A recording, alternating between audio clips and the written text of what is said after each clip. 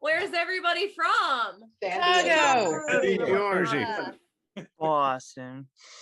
All right. And I am from Omaha, Nebraska. I'm from the Backline. We are the Backline Comedy Open Mic. We've been doing this every week for a whole year and a couple weeks, perhaps, something like that. Some of us have grown pretty tight. This has been a really fun ride. I only needed substitutes for 2 weeks, so woo! I pushed through, but I'm learning that I don't have to all the time. I can take a break, I can ask for help, and I have amazing support if I ask for it. Okay, joke time. My name's Brooke. Yeah, Brooke. I spell it with an E, but sometimes I'll spell it wrong. Yeah, especially like if I'm in a hurry or something and then I'm broke. Not good. I need at least two O's. I mean, preferably like 69, but two would be enough, I guess. Has anyone seen a brook in real life? Like out in nature, you know, if you're like up in the mountains and there's like a little stream and then all of a sudden you see all the bubbles, it's like that's a brook. That's a brook. Yeah, a brook has to be wet. Otherwise, it's just ground. Okay. Anywho, I'm from Nebraska, so all my jokes are corny. I'm actually, I was raised by a heckler. My grandpa was also a heckler. I'm sorry. The correct word is alcoholic or codependent. Narcissistic and controlling. But, I didn't realize, like, when I was 5 and I was tap dancing on that big stage and my grandpa was heckling me out in the crowd, I didn't know, like, that camel toe is an insult, you know. I thought he said, way to point your toe. But now here I am, you know, not allowed to go within 500 feet of construction site because welders are hot, you know. And every time you see electricians, it's like there's sparks. Like you see a bunch of people nailing a floor, and you're like, "Hi, hello." Like, is that a cordless drill? Doesn't look like a cordless drill to me. I'll be like, "You can't do it." Oh. I'll be like, "Are you sure you can fit that pipe in that hole?" Like, oh. But I mean, you just need the right person for the job, you know, just need the right person. And sometimes I feel like masturbating's like one person trying to do like something better suited for, I don't know, 69 people. Is that too many? That might be too many. Maybe like 6 to 9. Is that still too many? More than one. One is just not enough. It's just too hard to hold all the tools and scroll. Like, anywho, I'm Brooke. We're gonna do a comedy show. We're all gonna do jokes. It's gonna be a lot of fun. Are you ready? Yeah. Woo! Yeah. Put your hands together for our tech person and our bouncer person, Natalie and Ira. And your host for this evening, why not? All right, we've got Katie. Katie, you're on deck. Okay. Our first comedian's been here at least 69 times from the great city of Chicago. Has a new podcast called Under My Skin, and it's available on Spotify. Please put your hands together for Michael Cooper. Hey, folks. I hope y'all are doing good. I'm doing all right. Listen, you know, I noticed my family, I miss them, but they're really, really into me being like a masculine man, you know? Like, they bought me a pair of steel-toed work boots for Christmas last year. I write corporate training for a living.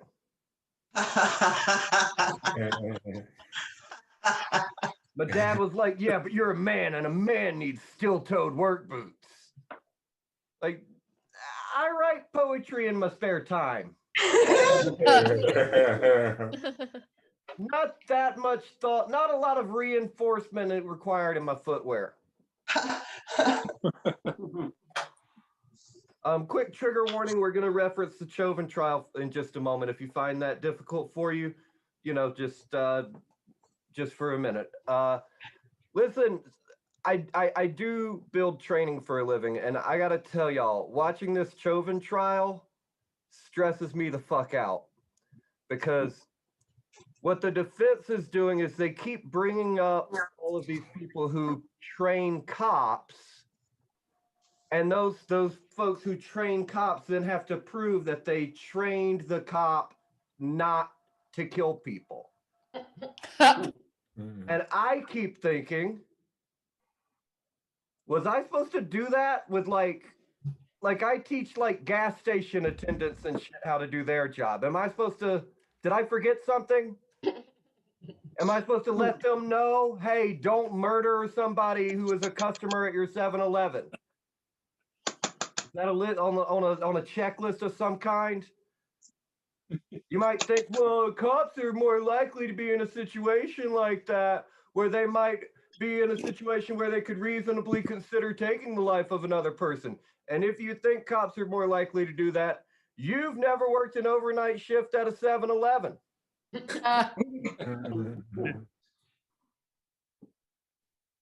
Okay, so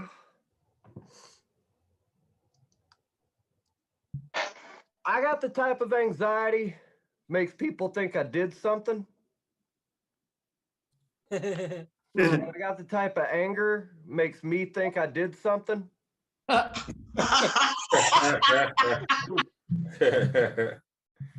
a bad situation. The other day, somebody was taking a long time in line in front of me, and I decided to leave the store. And what I did, I casually placed my items back on the shelf, and then I walked past them, and I said, sorry about that. And they have no idea what I thought I had done. I gotta go. Thanks. Michael Cooper, everyone. He told me to give everyone a warning, and I did not, so I apologize if that hindered your set in any way. I got so excited with everything else, and then the way that Dana's chair was sitting, I don't know if anyone else noticed, it looked like a big cucumber. Like it did. It was just sitting like a perfectly curved. Anywho, we're all imperfect. Don't try to be perfect. It's just gonna make you feel like you didn't measure up at the end of the day. Realize that we're all odd shaped vegetables and fruits. That's just how we are, you know. We can sleep well that way. All right, Trish, you were on deck. I hope I didn't forget. I probably did forget something else. There's a mistake waiting to happen. I already made it. Wow, my brain. Woo! Next comedian. Has a podcast called Zane's Anatomy, kind of about Grey's Anatomy, but their own perspective. Also from Chicago. Also been here at least 69 times. Please put your hands together for Katie Zane. Thanks so much, Brooke. So I was born premature. And by that, I mean, I was born in 1984 and they didn't know how to read sonograms correctly. And I was taken out of my mother a month early. And as a result, I was in an incubator. I was a 9.5-pound preemie. I've always been, singular. And I found out, okay, so my whole life, what I was told is that when my parents got pregnant with me, they decided this was their last kid. I was their third kid. They were done. And my dad was supposed to have a vasectomy the first week after I was born. Well, turns out my parents waited like 9 months for my dad to have this vasectomy because they wanted to make sure that I wasn't a dud.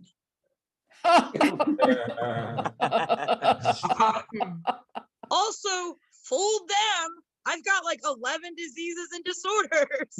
Like, gotcha, Pop. One of the things I do deal with of that 11, don't worry, I don't have time to talk about all of them, is I have multiple sclerosis, which is an autoimmune disease, which by definition means that I'm just self-deprecating by factory setting. Like, I come by it very honestly. MS is when your T cells that are supposed to protect you actually attack your brain and the nerve endings around your brain. So I'm having the world's slowest lobotomy. And it does cause, with all that fun brain damage I have, it causes a lot of problems in my body. And when I first started doing stand-up, the main problem I was having at the time was I was peeing my pants, like a lot. And I wrote a lot of jokes about it, and my body heard the jokes and then doubled down on its bad behavior. And by that, I mean that if I cough really hard, if I laugh really hard, I just come. And some people hear that and they're like, ooh, an orgasm. I'm like, no, not an orgasm, just a mess. Like a wet bathing suit. Like the wet bathing suit you try to take off to take the pee. Like just the worst part of your childhood. The wet bathing suit. And I realized that I have spent so much time holding in my pee that like I have the tightest pussy. Like I'm just like eagling my way to vaginal rejuvenation. I've been Katie Zane. Thank you so much.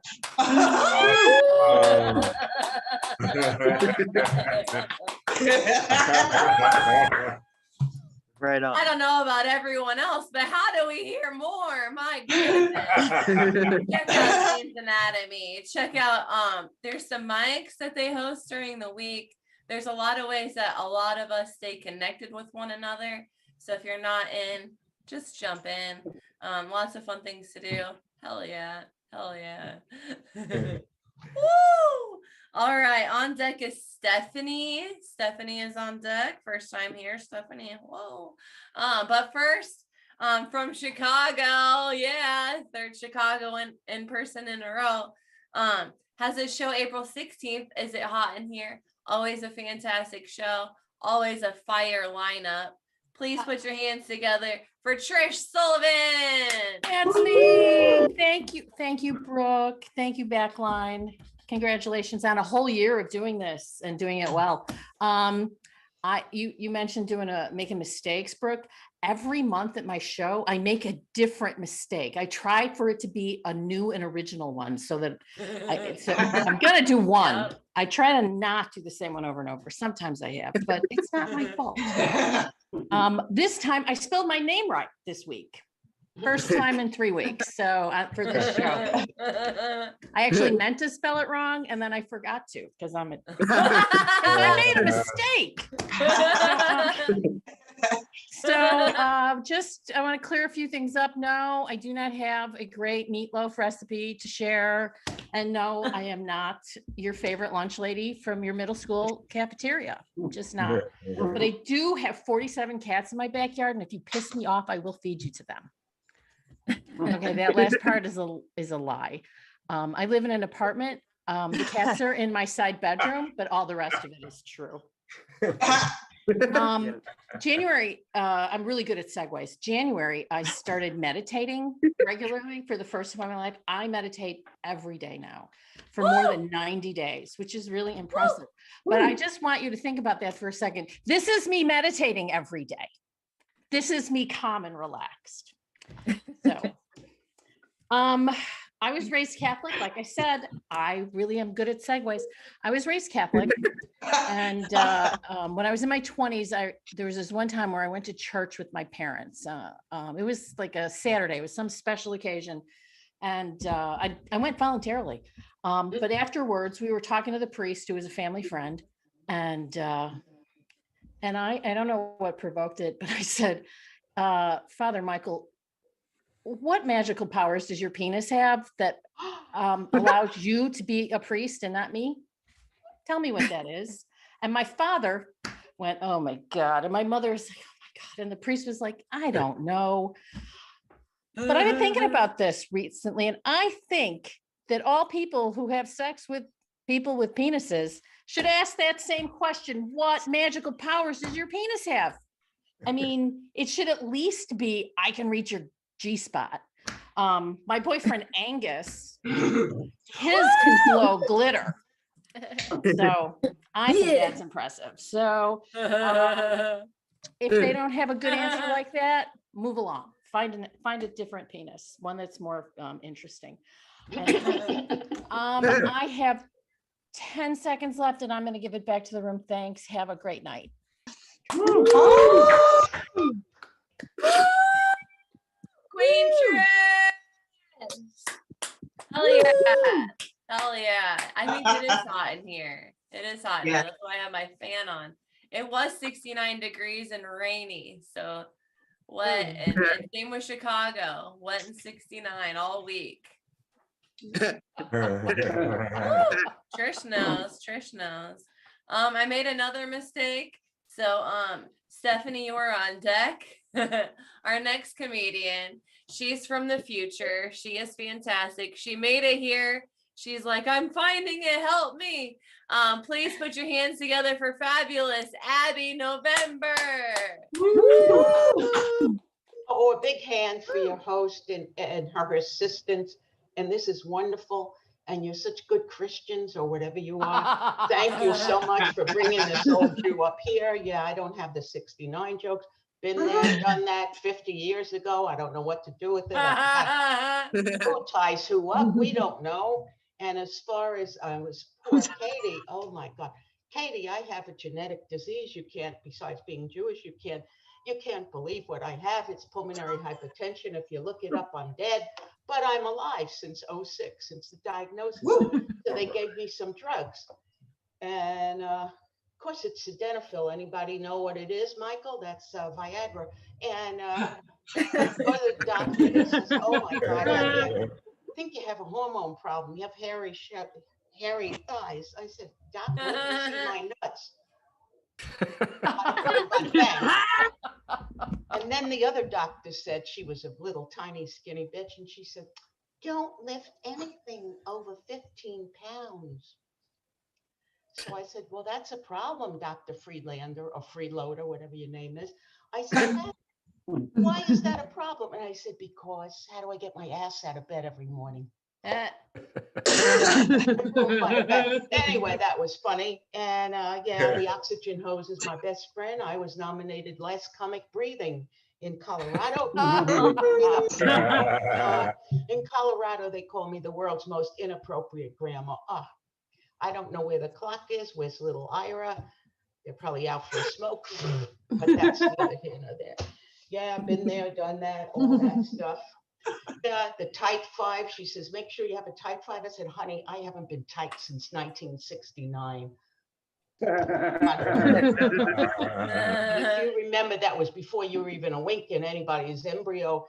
I have 1 minute. I was at Woodstock, but if you remember Woodstock, you ain't been there. But the only thing I remember about Woodstock was the back seat of a 57 Chevy. I was on top, folks. I was on top. I was hot. Look at me now.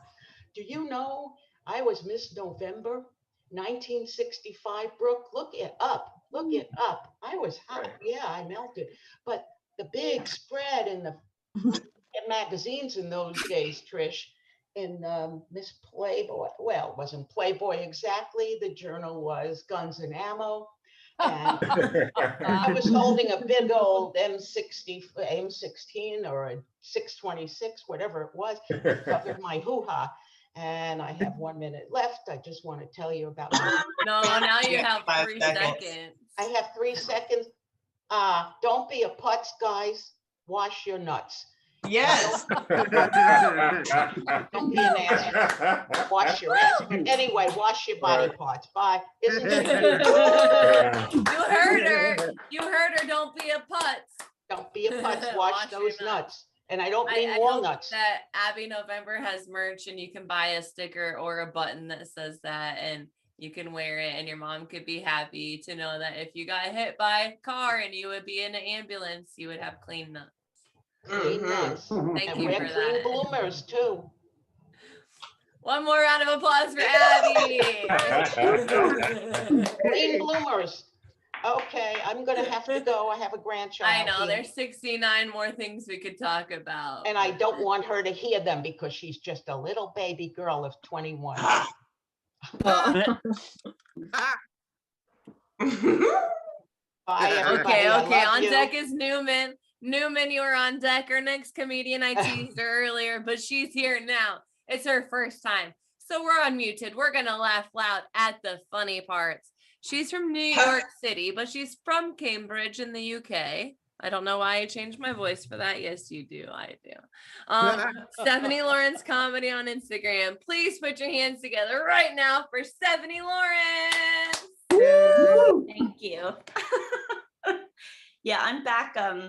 So it's like almost 2:30 a.m. and I'm back in my red robe. I'm like a less cool version of the dude from The Big Lebowski. I think I'm probably like the second oldest person here. So I don't know if anyone else gets that joke.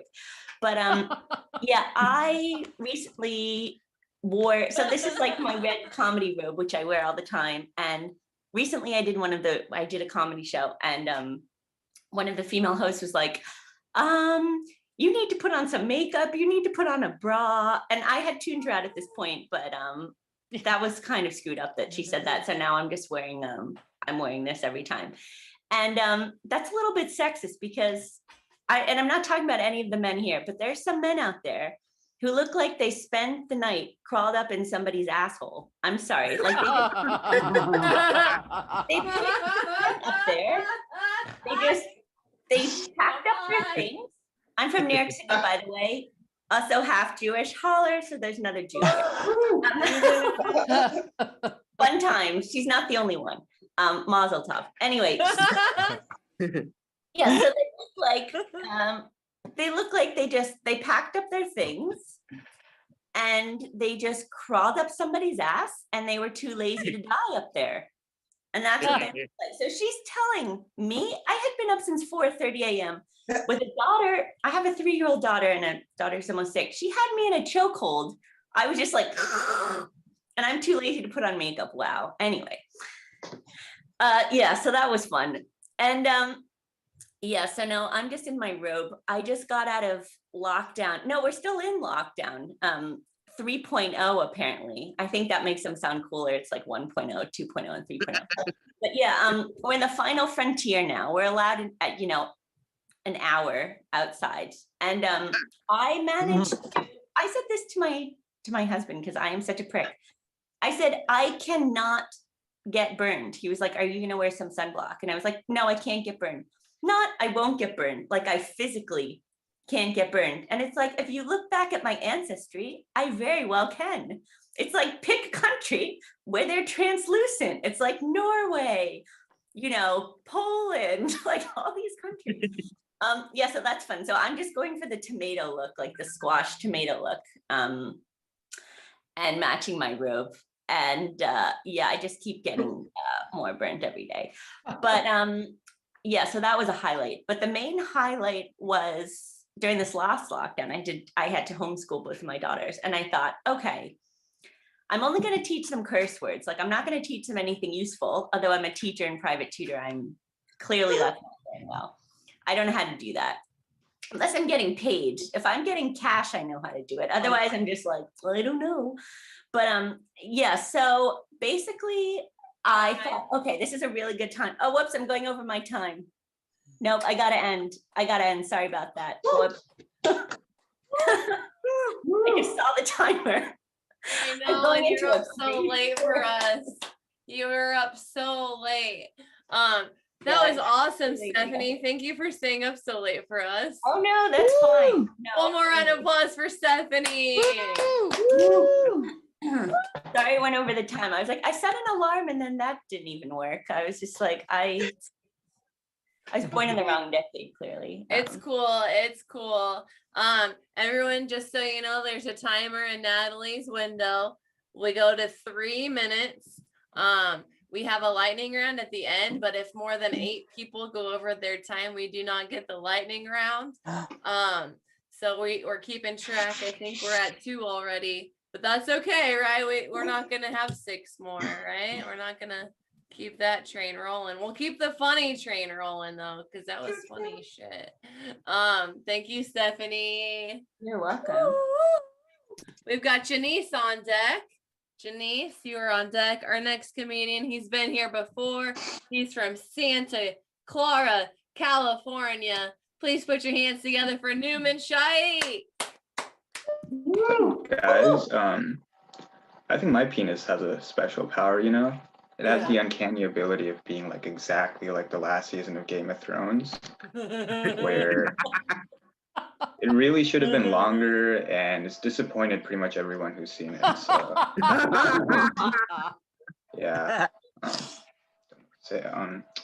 So when I used to go to college, right, I had this like professor, and he was like came like from this military family, and he gave us a piece of advice. He said that for a person to truly know discipline, they need to go through one of 2 things: the military or a customer service job. And I don't think that's really comparable, you know, because like I worked as a Starbucks barista, and I wasn't like ever eligible for like a Medal of Honor when I like covered someone's shift.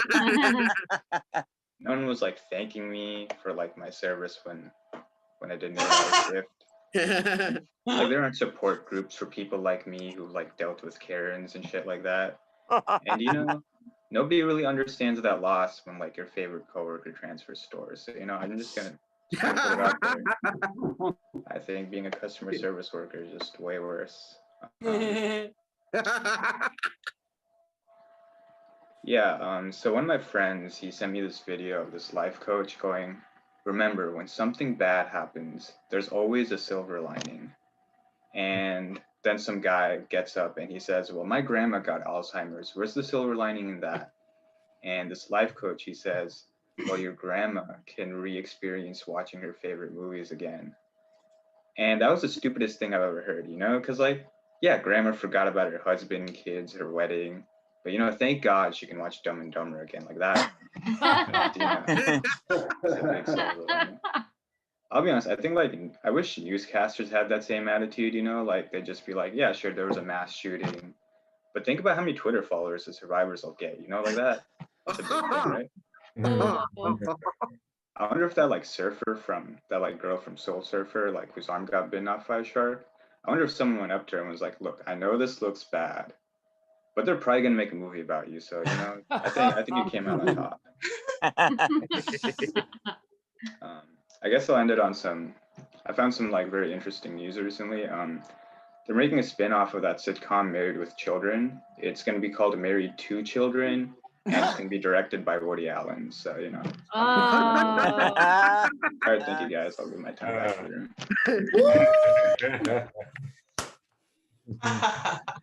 Newman, everybody!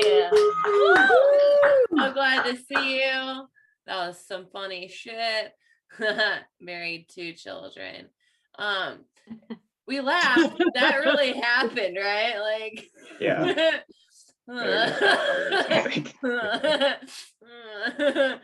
Cool. All right. Well, we've got a new person on deck. John Bongo. That'll be fun. But first, from Chicago, we're popular there. She has a show on 4/24, April 24th. It's Las Locas Comedy. It's a hybrid live and streaming show. Ooh, cool. Las Locas Live. Please put your hands together right now for Janice Rodriguez. Woo! Hey. And again, it's a big if, because, you know, obviously the Rona's surging. So we're going to have Chicago shut down 5.4 or whatever. I don't know what's going on. So stay home. Yeah, I know. It's just like my fake laughing because I'm still sad. So cool. So, you know, I've been working on myself all last year. You know, I'm all for self-care. But I'm gonna be honest with you. I'm against you sharing that you're doing self-care, if that makes sense. Like there's all these like memes and people like I don't know if that makes sense. People are online like, you know what, guys, I'm finally on my journey this is my time. I'm doing my thing. And I'm like, then why are you always sharing with everybody else? Like, I don't get it. Like, what do you need? Like, I thought you were doing your thing. Yeah, I don't know. There's like this weird thing about sharing what you're doing on Facebook or, you know, Instagram. Like my brother, when he got divorced a few years ago, his ex-wife was all over Facebook with those like inspirational memes, which were really like just insults to my brother, like masked in empowerment, you know what I mean? Like a lot of these like, no more tears, you know, because I didn't lose you, you lost me, like shit like that. And I'm seeing it and I'm like, hey, dude, you're talking about my brother, you know? And I'm like, well, you know what else he lost? You know, he lost his house. Like he's living in my mom's basement. So like, you know what I mean? I'm just saying you're doing a little bit better. It's true though. Vaccine. You guys, who's got the vaccine? Are we sharing? Are we all ashamed? What are we doing? Anybody got the vaccine? We're raising hands. We're doing it. There's so much drama around the vaccine, dude. Oh my God. What's cracking me up is people who are like, man, I'm just gonna wait. Like I had a friend who works at a hospital who could have gotten in January and was like, I'm gonna wait. I'm like, what are you waiting for? I'm like, also you're already dead inside. So could you just like get it and just like make sure? And then there's this other part, people were like being vaccine haters. They're calling them vaccine haters. Are you guys seeing this? So when people were posting their card, which I mean, to me was a little braggadocious, but I get it. If you were in the moment, you were like excited. They were like, well, how'd you get it? You know, people were just like being all nasty to people. And I was like, what's mind your business? You know what I mean? But I want to be honest. I put my money where my mouth is. Not really, because my mouth is everywhere. I was actually part of the study. So, so I did though. I donated my body to science. I got unblinded like 2 Saturdays ago. Found out that I actually got it in February. And I got the Johnson & Johnson. They gave me another one, which makes, I was like, wait. They're like, well, you're going to stay in the study, right? I'm like, yeah, why are you giving me another one? So guys, I just want to know, like, I'm probably growing a third titty on my back because I don't know. Doesn't make any sense while I got the other one. So anyway, if you can get it, guys. Be safe. Still wear your mask. Love you guys. Bye. Woo!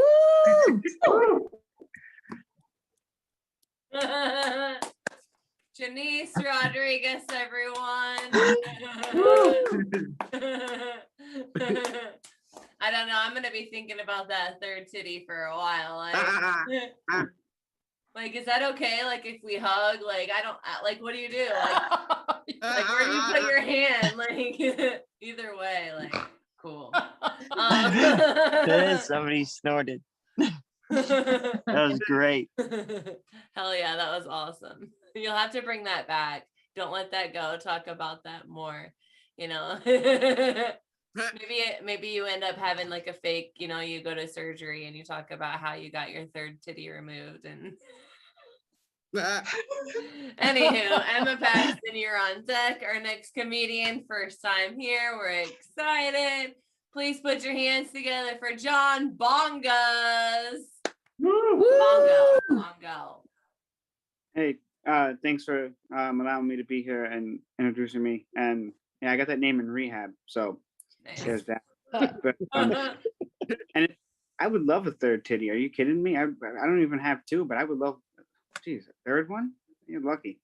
Someone said something about like what is your superpower for your penis? And I was sitting here thinking, what about your superpower for your phone? You know, I got the iPhone 12 mini, so it makes everything look bigger. Anyway, I was thinking like how fucked I am in the head, and I should have known this at a very young age. You know, my first time getting in trouble, I was in kindergarten. I showed a girl my penis and at nap time, and now I just send dick pics. So not much changed since then. Not only that, but you know, growing up for me was really difficult. You know, after showing that girl my penis in kindergarten, I got the sex talk in kindergarten, and shortly after, I was I asked my mother. This is a true story. I asked my mother. I said, "Mom, why don't we kiss like the people in movies?" And this is after the sex talk, and she was like, "I'm not touching you anymore."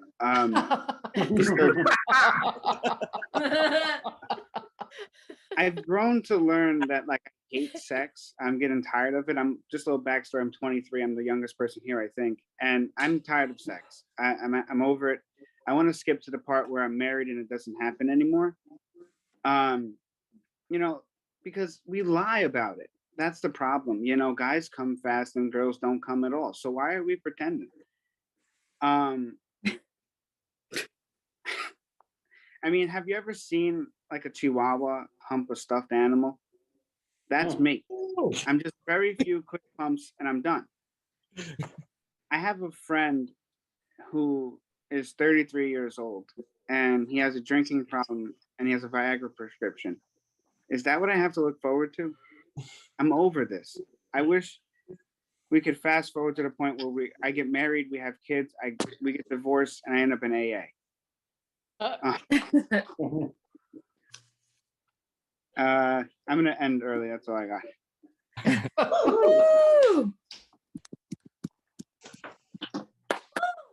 I was gonna make a reference about Taylor Swift and her being 22, but then I remembered you being 23, and I'm like, oh, that's why it's so sad.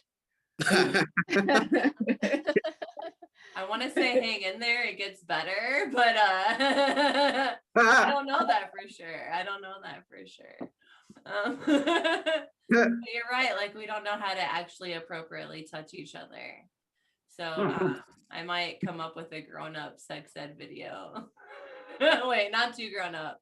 Wait, anywho, I don't know what I'm saying. I'm not liable. This isn't being recorded. I'm not. No, there are no witnesses to me saying this. Like, anywho, thank you for coming to my open mic. On deck, we've got PJ Keen. You are on deck. Our next comedian, she's been here before. She's fantastic. She is from Rochester. Please put your hands together for Emma Paxton. Hey everyone. So I'm really into the local food movement. I keep everything local. I got chocolate next to my bed. So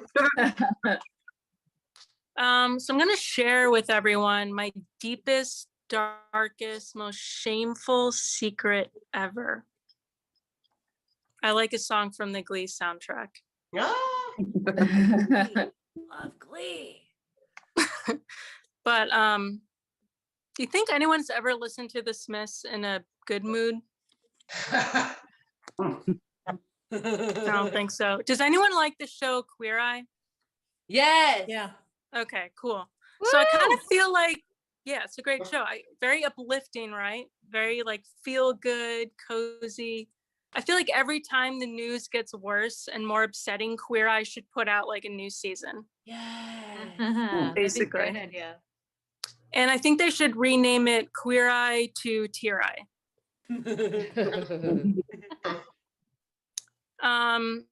Do you guys notice how basically the internet is just 10 signs he's a narcissist, just like constantly? Apparently everyone's a narcissist. But one of those signs is ironically not if your entire Instagram grid is pictures of yourself. Even though that's essentially what everyone does. And I kind of feel like there should be like a little like padlock on your Instagram. Like if you post more than like 3 selfies, like you might be a narcissist. Just a little tip. But you know, things are starting to open up now, which is great. But you know, like the second they open up, people are gonna be like, yeah, I'm so excited to go to a restaurant. 5 seconds later, they're like, oh my God, the waiter's taking forever. I just want to go home. And that's going to be applied to everywhere. You guys notice that like stand-up comedians are obsessed with analogies? Like basically just tell analogies all day. Like an analogy to a stand-up comedian is like, I don't know, I didn't do well on that part of the SATs. All right, thank you so much. Good night, everybody. Paxton. That was fun. I do think the internet is by nature narcissistic, right? Like we're feeding it like bits of it, the only parts of us that we want seen, right? So we can get the reactions that we want, worded in the way that we want. But sometimes we don't get the reactions that we want. I do take pretty good selfies. I like taking selfies. On my Instagram, I have a folder called Brookies. I call them Brookies. Totally not a narcissist. Like, no. No, you're not. I mean, I'm not like one of those like really mean psycho ones. Like I'm pretty chill. I'm pretty chill for a high functioning narcissist. Anywho, that was fun. Dana, you are on deck. Yeah. Woo, woo. But first, from Boston, Massachusetts, he's been here before. He works for Hot Breath Comedy Network. Please put your hands together for PJ Keen. Woo! Thank you so much. But can we give it up for Brooke one more time, please? Everybody, come on, come on! I want to hear it. Yeah. Because a round of applause for the host feels just as good as one meant for me. Wow. Gosh. The batteries in my razor died while I was trimming this morning, and I really don't think I'm gonna be able to shave face. Oh. I wasn't gonna talk about this, but Katie Zane inspired me. I have disorders myself, which is super fun. I have Bell's palsy, or what I affectionately call diet stroke. Because like your face sags, like you look stroked, but you know, it's not an ice cold regular stroke, because it doesn't come with like, you know, the burdens, the brain damage, the super convenient parking spots of like a regular stroke. But if like you look at the way I talk, I mean, it's not stroke zero. Diet stroke just fucks up your face a bit. Diet stroke. Anyways, I was a tattoo artist for 15 years before doing comedy, and then that Bell's palsy that we talked about prior made me blind in one eye. So I was trying to tattoo still, but I just couldn't see the point. And honestly, dude, I think my jokes might be more painful than my tattoos. Like, yeah, tattoos hurt, but have you ever sat through one of my 10-minute drunk sets? But recently, I've been learning from my mistakes. All right, like for example, I make a lot of mistakes, and now I've learned that.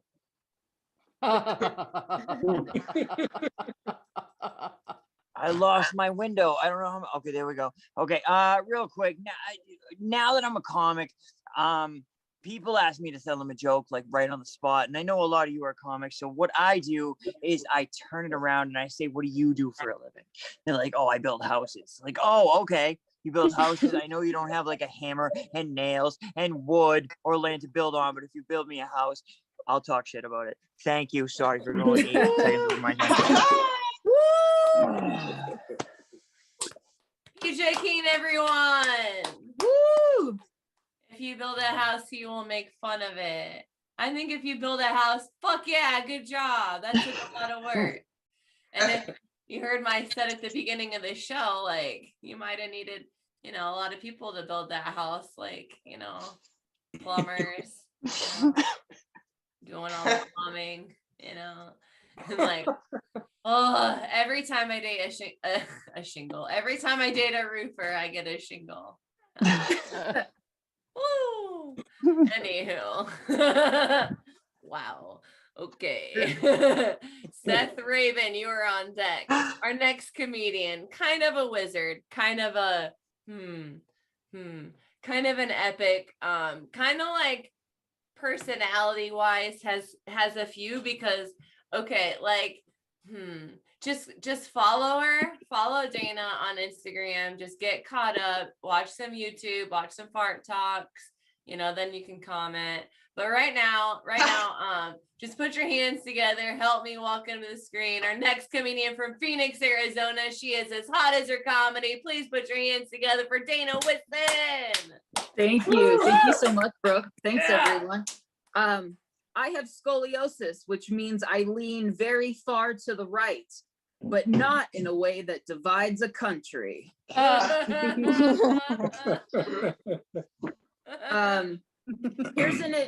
Here's an impression of me once that stimulus check hits my account. Hold on. Yo, Limp Biscuit, want to play at my birthday party? That's an impression of me. Thank you. I've been doing a lot of psilocybin lately, a lot of magic mushrooms prescribed by Jesus Christ, our Savior. Amen. And I've discovered a lot about myself. For example, I discovered that I'm not actually a lesbian. I'm Lebanese. Yeah. Sorry, lesbians. Okay. There are 3 things you need in a good relationship. Only 3 things. A man, and maybe another man. Yeah, yeah, sex. Okay, all right.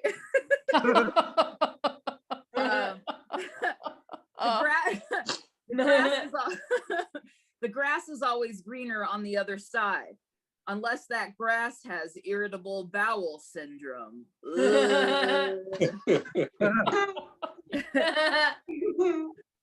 I was 21 years old when I learned that sex isn't actually a guy rubbing his naked furry body on top of your naked furry body, but it's actually a guy rubbing his naked furry leaky body on top of you while whispering, "Ah, shit, baby, you want to loan me $5 so I can get us some beer later? You know I'm good for it, baby," in your ear.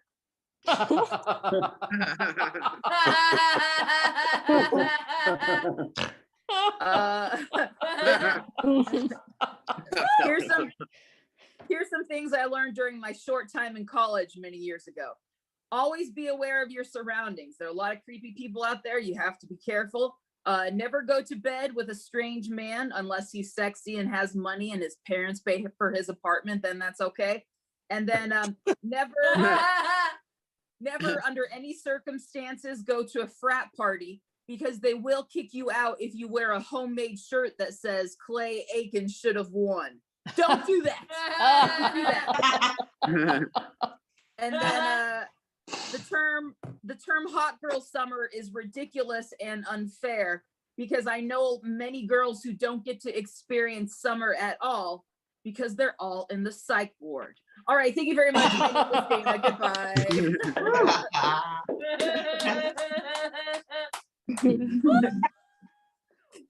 Hell yeah, keep it going for Dana. Woo! Woo! Sometimes Dana will perform as her twin brother Angus, whom Trish is in a committed, not completely committed relationship with. Woo! Hell yeah, check out Fart Talk on YouTube. Be friends with each other. You're all talented. Oh, we've got Miranda. Miranda, you are on deck. Our next comedian's been here at least 69 times. Whoa, that's a lot. That's okay. He's also from Madison, Wisconsin. Please put your hands together for Seth Rabin. Woo! Woo! That was my best 69 finger-wise. Anyway, so I'm a Sagittarius, and the mythical creature for the Sagittarius is the centaur, which is half human and half horse. I think I'm a lot like a centaur because my upper body is human, and whatever comes out of my butt does qualify as fertilizer. So I grew up, somebody was on here earlier talking about being Jewish, and I am Jewish, and I had a weird childhood because growing up, my parents wouldn't let me watch Schindler's List because of how violent it was and how disturbing it was. But for some reason, they still let me play Mortal Kombat video games. Like, I always want to see those two worlds combined just to see what would happen, you know? Like if Liam Neeson had won an Oscar for Schindler's List, the announcer would have been like, and the Oscar goes to Liam Neeson. But if Liam Neeson had won an Oscar and defeated Scorpion, Sub-Zero, and Shang Tsung along the process, then they would have been like, Liam Neeson wins, flawless victory. So that'd be something. I think I sometimes get angry over the wrong things in life. You know, like everybody was mad about Jeffrey Epstein for what he did. I was more mad that her accomplice has a silent S in her name. You know, like it's not Ghislaine Maxwell, it's Ghislaine Maxwell. I don't know, I'm always such a stickler for, you know, silent S's. And I've told my mom about this, and he's like, you know what, Seth, I think you're too stressed out. Why don't you get some clothes, come down for the weekend and see your family back in Chicago? It's been a while since you've been in Illinois. I'm like, Mom, for the last time, it's pronounced Illinois. I'd rather go to Iowa and hang out with my aunt and uncle in Des Moines, or my cousin in Arkansas. But that state has been through a lot. You know, they recently had some tornadoes come by and destroy the entire state. I saw this one video of this giant farmhouse, and a tornado was coming by, and 1 minute the house was up, and then like 10 seconds later, boom, debris was all over the place. You know?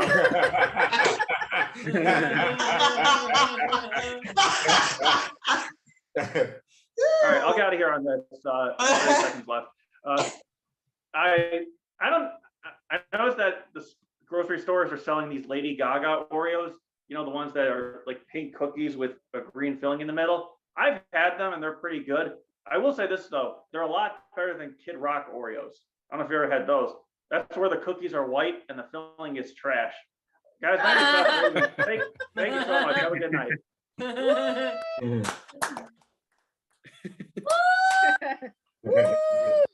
Yeah, I did it all for the cookies. Come on, the cookies. Come on. That was dumb, but your jokes were great. Thank you, Seth. I really do want a cookie now, and I can't have gluten, I can't have sugar, I cannot have dairy. It's like kind of an ordeal, but I got this new cookbook. It shows me how to make like a blueberry oatmeal kind of cookie thing. So hopefully I'll get to add that into my world soon, and I'll have like 1,000 of them because I don't know how to say no or enough, you know, like woo! I like cookies. All right, on deck is John Smith. Our next comedian, she's been here before. She's from Omaha. She is awesome and multi-talented. Please put your hands together for Miranda Lee. Hello. So yes, I'm from Omaha. I grew up in a pretty conservative Christian household.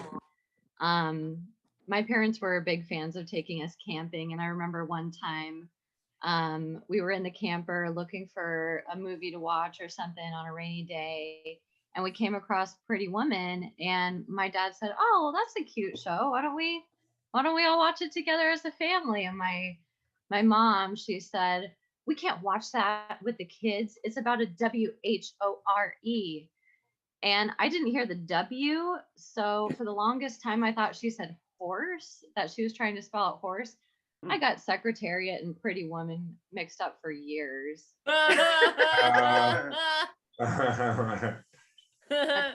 my parents really did like to tell us, you know, the Jesus footprint story. You know, when a man is at the end of his life and he's walking down the beach with Jesus, and during the times of the greatest hardship, there was only one set of footprints. And he said, "Well, why did you abandon me?" And Jesus said, "Oh, well, that's when I was carrying you." I also misunderstood that story because instead of one set of footprints, I thought it was just one footprint. So not only was he carrying this man, but he was hopping on one leg, which I mean, Jesus is pretty swole. Just look at his abs on any cross. It made sense to me, like, wow, he's carrying him and he's hopping on one leg too. That's impressive. In fact, actually later in life, my brother switched. He became an atheist. which is cool. And every now and then we kind of give him a hard time about it. When Rush Limbaugh died, I did say, I think the most compelling point that I made to him is, isn't it worth it to believe in heaven and hell?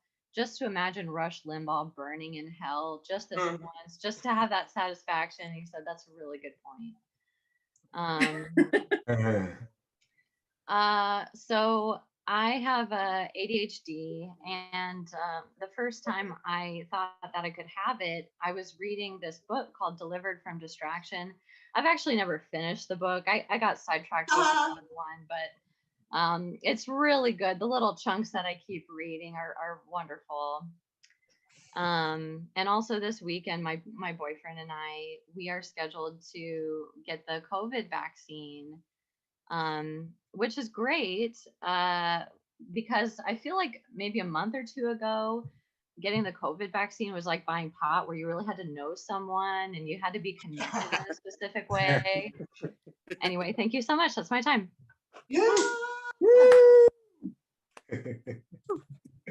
Hell yeah, Miranda Lee, thank you so much for being here. Woo! I don't know why I always picture you on a unicycle. I don't know if you can do that trick yet. She can do juggling. So can you imagine her juggling on a unicycle? Like, that's like, wow. I'm working on it. Really? I can unicycle. I just can't juggle and unicycle yet. You will. You will. Thank you. You're welcome. Just believe. It's half in your head, so you just have to not think and trust yourself. Whoa, that's not easy. That's okay though. That's okay. Thank you. We're gonna keep going. Carrie is on deck, but might not be here. So Molehill, that's what you signed up as. So that's what I'm gonna call you. Oh, Molehill. You're on deck probably. Our next comedian's from Pasadena, California. First time here at the Backline open mic. So give him a big hearty welcome. Please put your hands together for the very ambiguous, one and only John Smith.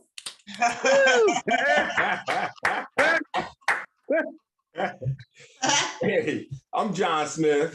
And it's weird watching people when they hear my name for the first time, because they become Scooby-Doo. Did he say John Smith? But I understand, because my real name is John Smith, but the most popular fake name is John Smith. That's why it's hard checking into the Marriott. The clerks have to verify everything. Huh? John Smith? Sometimes I just get fed up. You got me. I'm really Jane Doe. No, seriously, I am John Smith, but my girlfriend is Jane Doe. I had this crazy dream that I went to the 76th annual John Smith convention. How many of you attended your same name convention before? Anybody? Okay. All right. Well, mine, imagine there was 55 people in the lobby with my name telling corny jokes. Knock, knock. Who's there? John Smith. Me too. So unorganized, they wasted paper on name tags.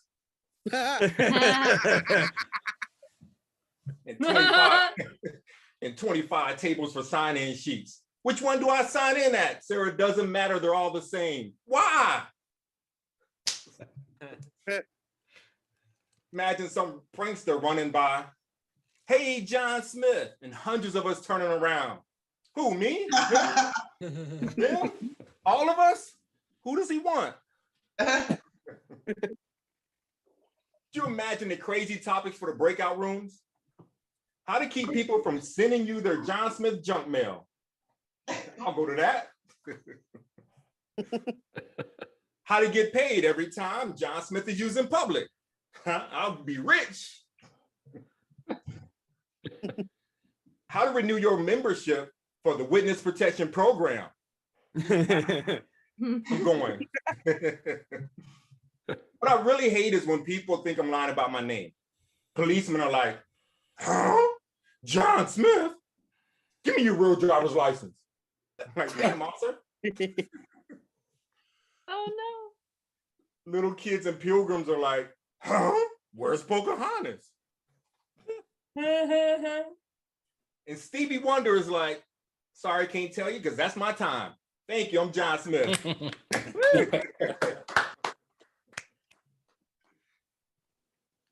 Well, I guess he wasn't lying. That really was John Smith, everyone. Wow, geez. I mean, you don't look like just a regular guy. Like, you look kind of like you're probably an exceptional human. So thank you for being here, even though your name sells you short. You're not generic. Woo! That's cool. Good job. Pasadena, huh? I bet it's nice there. Yes. Pretty nice. Every day. Yeah. Lucky. All right. Well, let's see. I guess we're gonna go with Eduardo on deck, probably. Maybe. Yeah. And then our next comedian, he's been here before. He thinks he has. Usually people remember, but you know, good for you. I think you have been here before. Yeah, I was just being smart. It's been a year though. It's been quite the year. Follow at John Molehill on social media. He's from Indianapolis, Indiana.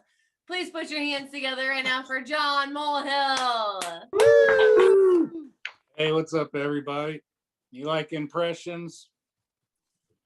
If you had any brains, you'd be dangerous. That's my dad. My dad was always yelling at me and he'd say, quit standing in my light, you moron. And I'd be like, Dad, I'm pretty sure all that darkness is coming from you. We'd walk through the store when I was a kid and he'd be like, could you be any slower? And I think he'd be proud to see me now, 200 pounds later after knee surgery. Yes, Dad, I'm quite a bit slower. That's one of the things I like about these Zoom mics, because I just had knee surgery. It doesn't take me half of my set to get to the mic. I went to the doctor and they gave me a cast for my knee and it's made out of Velcro. I'm like, man, are you sure this is going to hold for me? They're like, oh yeah, it's fine. Velcro was invented by NASA.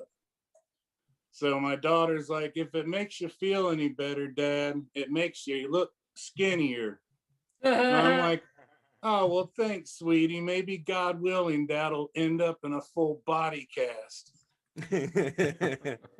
So I'm at the doctor's office and I'm like, all right, Doc, give it to me straight. What's going on with the knee? He's like, well, picture King Kong with Godzilla sitting on his lap, holding a baby and a 10-pound weight, and they're sitting on one of those plastic Rubbermaid lawn chairs. Your knee is like one of the legs of that chair. I'm like, all right, Doc, I get it. Quit fat shaming me. He's like, well, on a scale of 1 to 10, what would you rate your pain? I'm like, well, let me tell you after I get your bill. Like at the office, all the staff's like, good luck on your surgery. Hey, good luck on the surgery. I hope your surgery goes well. And finally, I'm like, do they know something about this doctor I don't? I'm like, I'm pretty sure this isn't like a lottery scratch-off ticket. So I'm known for wearing work pants or sweatpants and work boots on stage. And people are like, that's kind of unprofessional, man. Why do you do that? I'm like, I have a medical condition. They're like, what? I'm like, it's called depression. Which is one of the ironic things about my outfit. The most expensive thing about it is the Velcro cast. Thank you. That's my time. Thanks, Brooke. Woo! Woo! Yeah. Keep it going for John, everyone. Or Molehill. But no, don't go and make a mountain out of it, okay? You probably never heard that before. Net first Not time. Thanks. About 69 times. That's the perfect amount of times. I shouldn't say it anymore. We'll keep it at 69. Woo! But not forever, because you'll get a neck cramp. All right. We've got a few people jumping in. We're gonna have a fun time. What time is it? It won't let me. There is no time. We are currently in a space-time continuum. And this is just where we are. We're in the present moment. Okay, cool. I'm okay with that if you are. Yeah, cool. All right, we are gonna have Ira Claiborne on deck. Our next comedian, he's from Chicago. He's been here before at least 69 times. Please put your hands together for Eduardo Soto. Thank you, Brooke. 71 to be exact number. You know, I counted each one all the times I've been on your mic.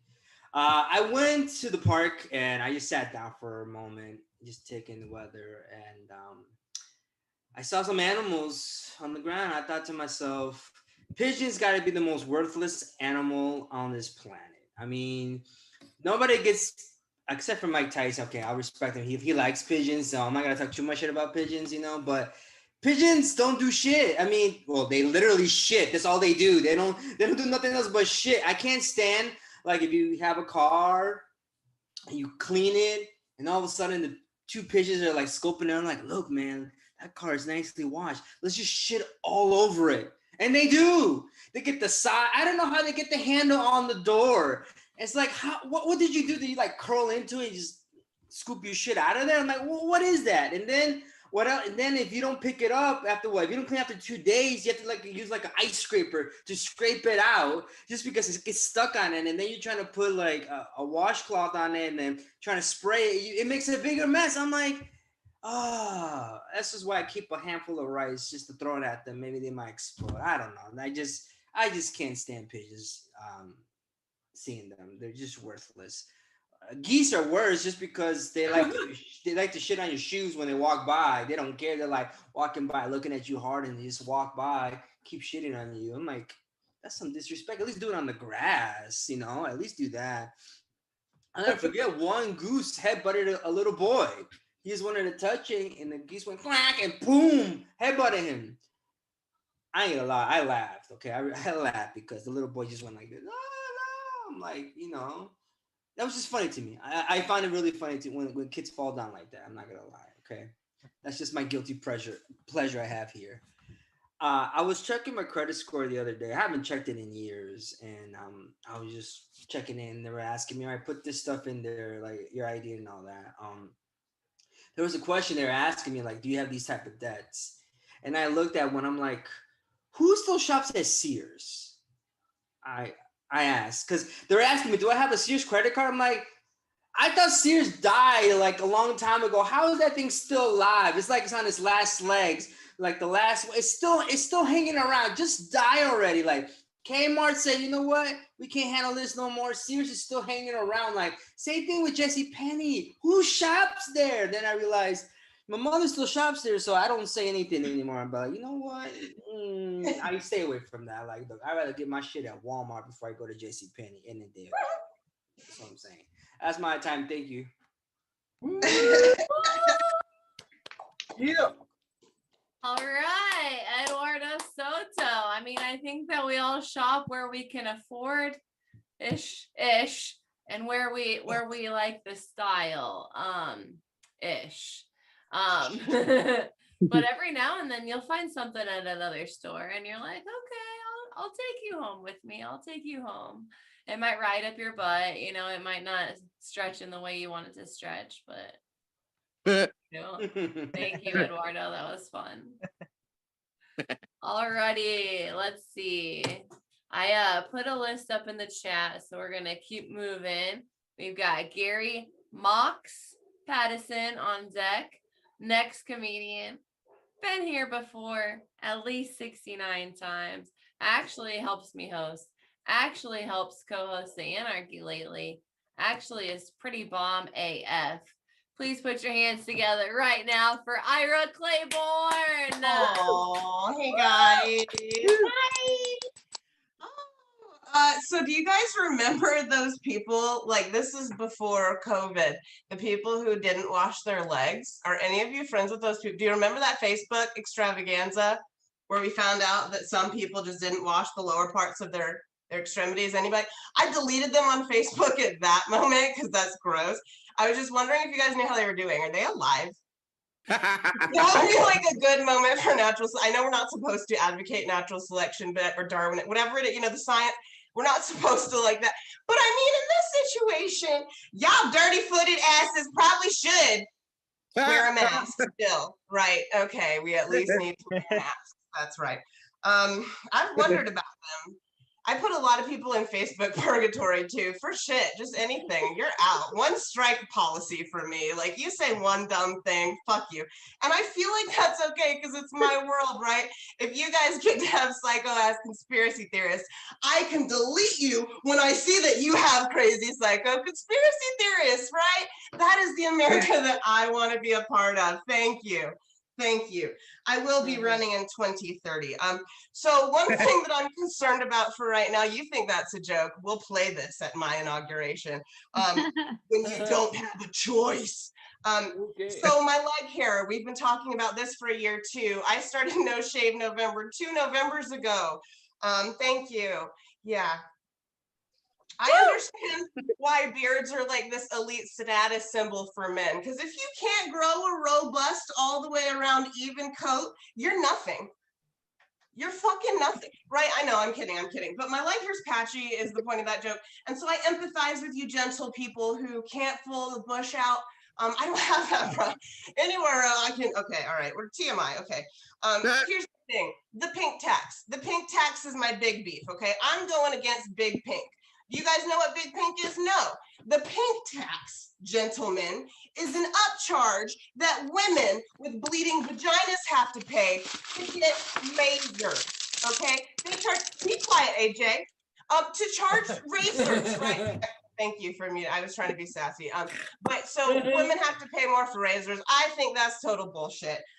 So I grew out my leg hair in protest. It hurts no one but myself. I still have shame a year later about this leg hair, ladies. It's so bizarre.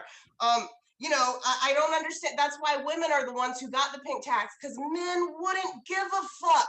I'm like apologizing to the world as I like put my leg hair out there. Somebody send me more money for a different therapist, because obviously mine's not working. Because it's totally normal to have leg hair, fellas and ladies. Let's love our bodies. Pay teachers more. Black Lives Matter. My name's Ira Claiborne. We love you, Brooke and Backline. Thank you, Natalie. Bye. Woo! Ira Claiborne, everyone, protesting something. I'm not quite exactly sure what, but her leg hair, that's cool. I have long leg hair too. It's softer that way. I don't get the prickly. Real nice, to be honest. Anywho. Woo! All right, we've got Rhonda Lee Jones on deck. Next comedian, he's from Fargo, North Dakota. I know they have people there. Who knew? Please put your hands together for Gary Mox Pattison. Thank you, Brooke. I am Mox, man of constant sunshine. I have been seeing Dr. Margaret Wu for the last 15 years for an annual physical. I chose Dr. Wu to be my physician for one very specific reason. Asian women have slender fingers. I call her Peggy. She calls me Mr. P. Everything was going great last week during my exam until Peggy said, "Your prostate feels larger today, Mr. P. Are you experiencing any of these symptoms? Urgency to pee, having to get up during the night to pee, difficulty maintaining a constant urine stream when you pee?" Well, sometimes all of the above, but if I sit down to pee, everything works just fine. That is not a good solution to your problem, Mr. P. We can fix that. Peggy opened her desk drawer, took out a hollow plastic tube about this big, handed me a pamphlet titled TUIP, Transurethra Incision of the Prostate. After injecting the penis with anesthesia using a 4.5-inch long hypodermic needle, what? A tube will be inserted into the penis through the urethra Whoa, that to the prostate. Ooh. What?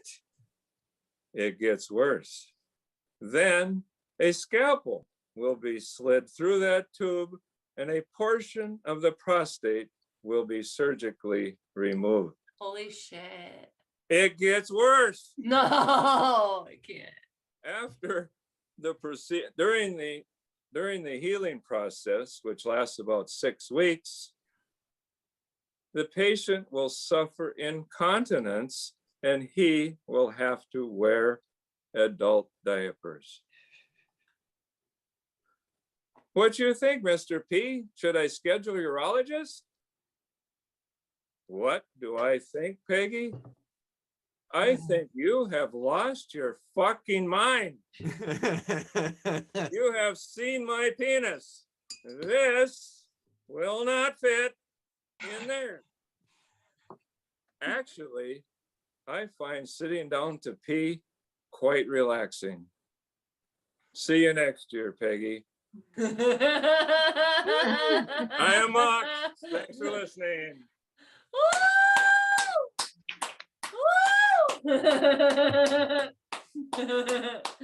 Our faces, like, I mean, I was looking on the Zoom, like, we're all like, yeah, I think I would sit down too. Like, that's not, that's a big tube. Like that's like, wow. Woo! This Oh. might be a bit of an exaggeration, but not much. Yeah, but going on the inside, like that's I'm sure that would not feel well. At least you got it numbed first, but geez, wow. Okay. At least Take care of your prostrates, everybody. Not doing it. Actually, that's a story about a friend of mine.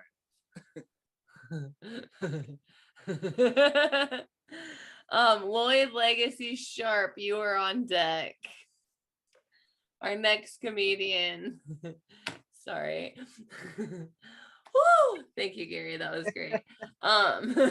Next comedian from Augusta. She's amazing and hilarious. Sitting on one of those bouncy balls, everyone. That's why she's like that. Everyone, please put your hands together for Rhonda Lee Jones. Woo, everybody. I'm still in shock. I'm wow. I find it relaxing to sit down and pee too. That's nice. That's how I like to do it. I'm not sure. Oh, wow. Okay. I'm just gonna start because yeah, I don't have a lot planned. I noticed that in the list there you have unicorn farts mentioned. I had a beer one time called unicorn farts, not uniform farts, unicorn farts. It had glitter in it, which was awesome. And yeah, I had to pee afterwards. But you know what makes me mad is cars. Cars make me mad because you drive them and you know they're just going and then they stop for no reason at all. And yeah, the engine light comes on. I don't know what to talk about tonight, y'all. I talk about dating a lot and John Smith. My name is Jones, so we might be related there. But yeah, I talk about dating a lot, you know, because I talk about getting dumped in you know, over Christmas and how he disappeared. And you know, it's making me want the robots to come. You know, that's what I'm waiting for at this point because I figure, you know, then my dating life won't be weird, you know, because I'll have the robot boyfriend. That's not weird at all. So yeah, what's going to be different about having a robot boyfriend is I'm thinking, well, that's not going to be different. He's going to probably robo-splain things and that's going to happen. And, you know, he might actually know about reason and logic, you know, instead of just thinking he does, you know, there might be a manual. I don't know. Lots of stuff could happen. Lots of stuff could happen. I want to know about the hardware. Honestly, I want to know if it's retractable for ease of storage. If it needs to be charged. I don't know. I mean, what's gonna go on? You guys do know I'm talking about is junk, right? Yeah, yeah. You're right. Dick jokes aren't funny. We'll just go in a different way. The bad thing about it though is, the good thing about it is you can fart as much as you want, I think, with a robot boyfriend, because, he'll just think it's a cute bug in the program, right? He'll just be, oh, honey. But the bad thing about it, the downside of having a robot boyfriend is it's just too easy for him to cheat, because I saw the way he looked at the microwave. Don't think I didn't. Don't think I didn't. The way he pushes her buttons, but except he's always saying, it's not like you didn't sit on the dryer. Yeah. So anyway, that's thank you, Ira. That's my time, guys. I've been Rhonda Lee Jones. Mwah. Love you, man.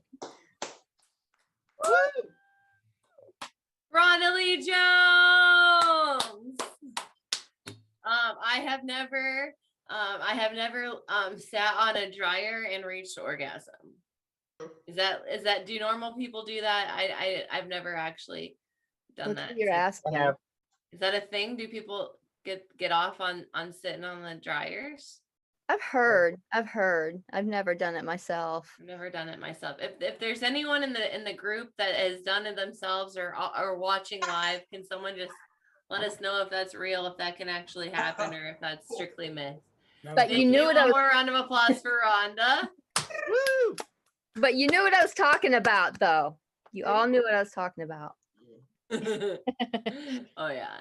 Don't cheat on a robot boyfriend. They'll know. They'll know. It's the vibes. The vibes don't lie. All right, Cody Webb, you are on deck. Our next comedian, he's been here before. He's from Boston. He's pretty awesome, to be honest. Please put your hands together for Lloyd Legacy Sharp. Woo! Let me get this straight. Jesus buys the farm on Friday, gets up on Sunday, takes his cross and goes home. So crucifixion was nothing more than a 72-hour virus. That sounds like a conspiracy written from the hands of Satan himself. Which is kind of ironic to have Satan mentioned on a supposedly Christian holiday. You know what, Satan? All right, never mind. Oh, fuck.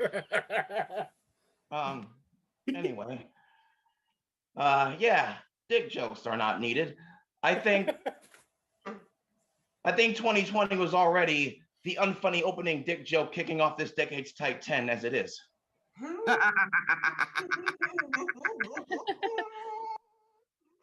So maybe leave the rest there. That reminds me that every 365 days we go through this whole thing. It's called a calendar year. And in my experience, after the first 10, some of it starts to lose its luster. Christmas, Black History Month, Mother's Day. I know that sounds oxymoronic. I'm not high on oxy. I'm not a moron. I can explain. See, Black History Month, I appreciate it, but it's an awkward time for me because if you can't already tell, I look like somebody who celebrates it, but I sound like somebody who can't. It's really hard to try to fit in with solidarity when you look like the victim but sound like the problem. Christmas, first 10 are great. And after that, you start to realize that somebody breaks in your house every year and starts looking at you while you're sleeping and somehow still knows when you're awake. It's creepy. Why are you giving me toys? And lastly, Mother's Day. See, people will start telling me, "Oh, Lord, you should call your mom. Well, you should call your mom." Boy, great advice. Usually I'm all for that, except my mother's a little bit preoccupied at the moment being dead. So that call is going to be really long distance. trying to maintain my 700 plus credit score. And she was here. She would say, don't call me. I want you to be something one day. Save your money. So I'm going to save my money and not call her. Thank you. Hey. Woo! Lloyd, hashtag Yeah. legacy sharp, everyone. Polite, kind, and also funny. From Boston. Thank you so much. Woo! We've got Arvin Clay on deck. We've got Grayson in the hole. But first, from Portland, Oregon, he's been here before. Put your hands together for Cody Webb. Woo! Yeah.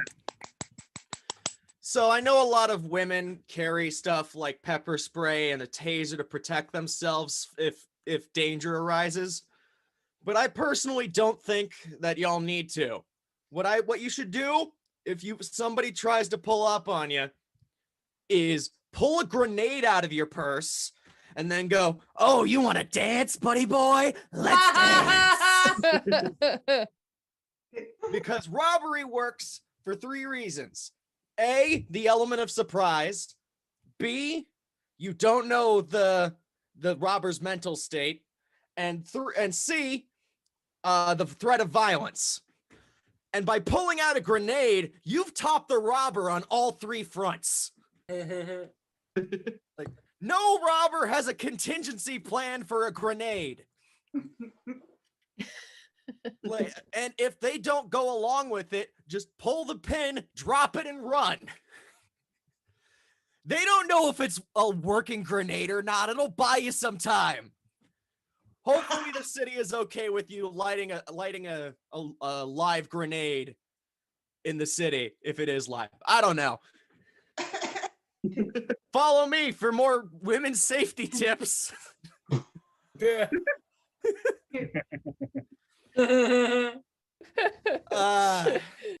Speaking of things that can cause damage,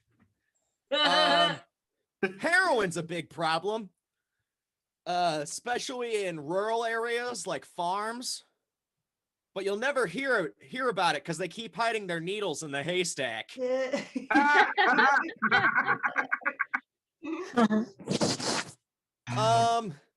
were talking about sitting down to pee earlier. So you probably don't know this about me. I am a programmer. I promise this will be relevant. I'm a programmer, and I've been seeing a lot of stuff about born male programmers transitioning to be women. So there's a lot of trans women programmers, what I'm trying to say. But even if I felt like I were a woman, I would not transition because I already have the perfect programmer name. Cody Webb. How much better of a programmer name could you possibly get?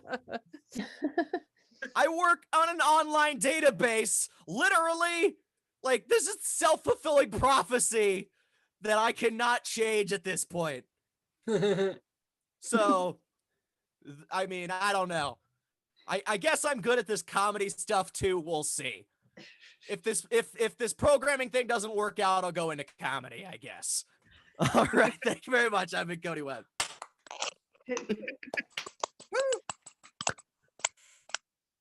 Yeah. Yeah. Woo!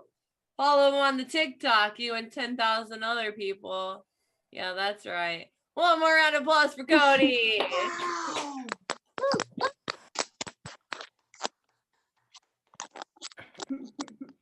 All right, we've got Grayson, you're on deck, our next comedian.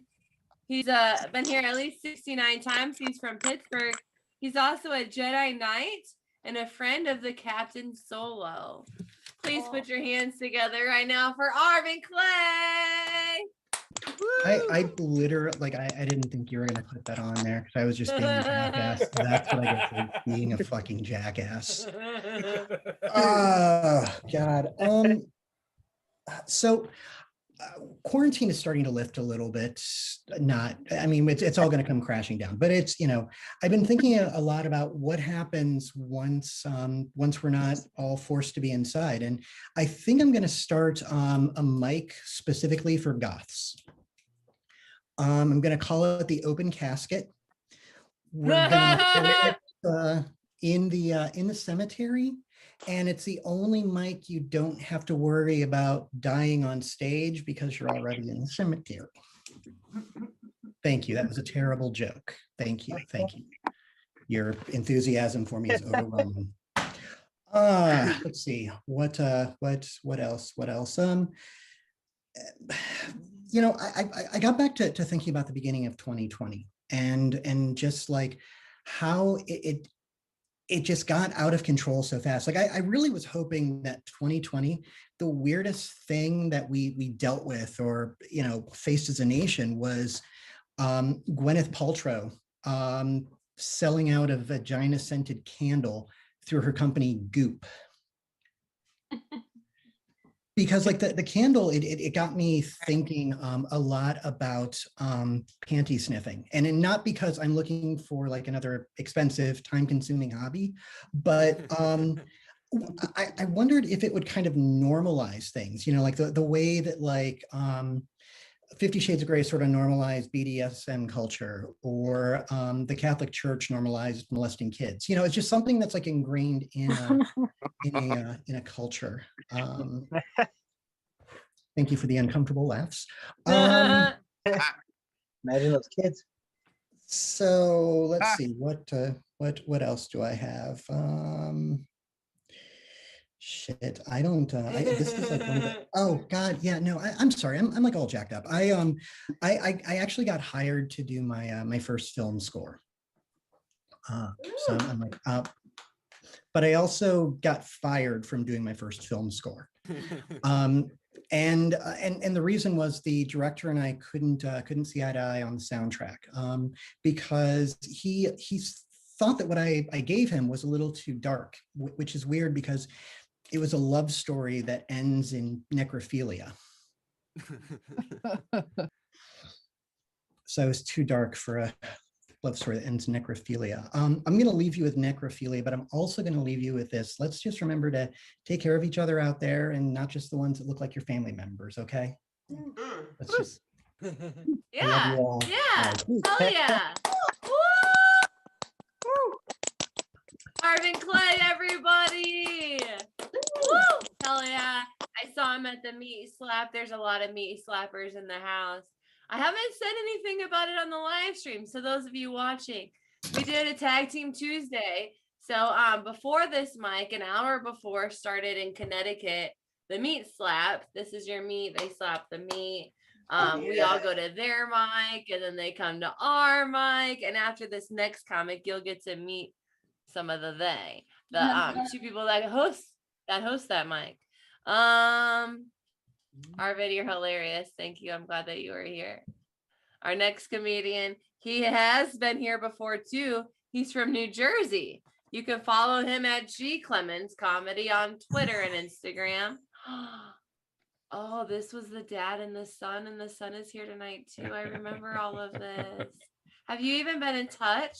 I don't you guys claim him even as my said father. anything to each other outside of this? Hopefully you've at least touched base. Maybe played catch, like a little anywho.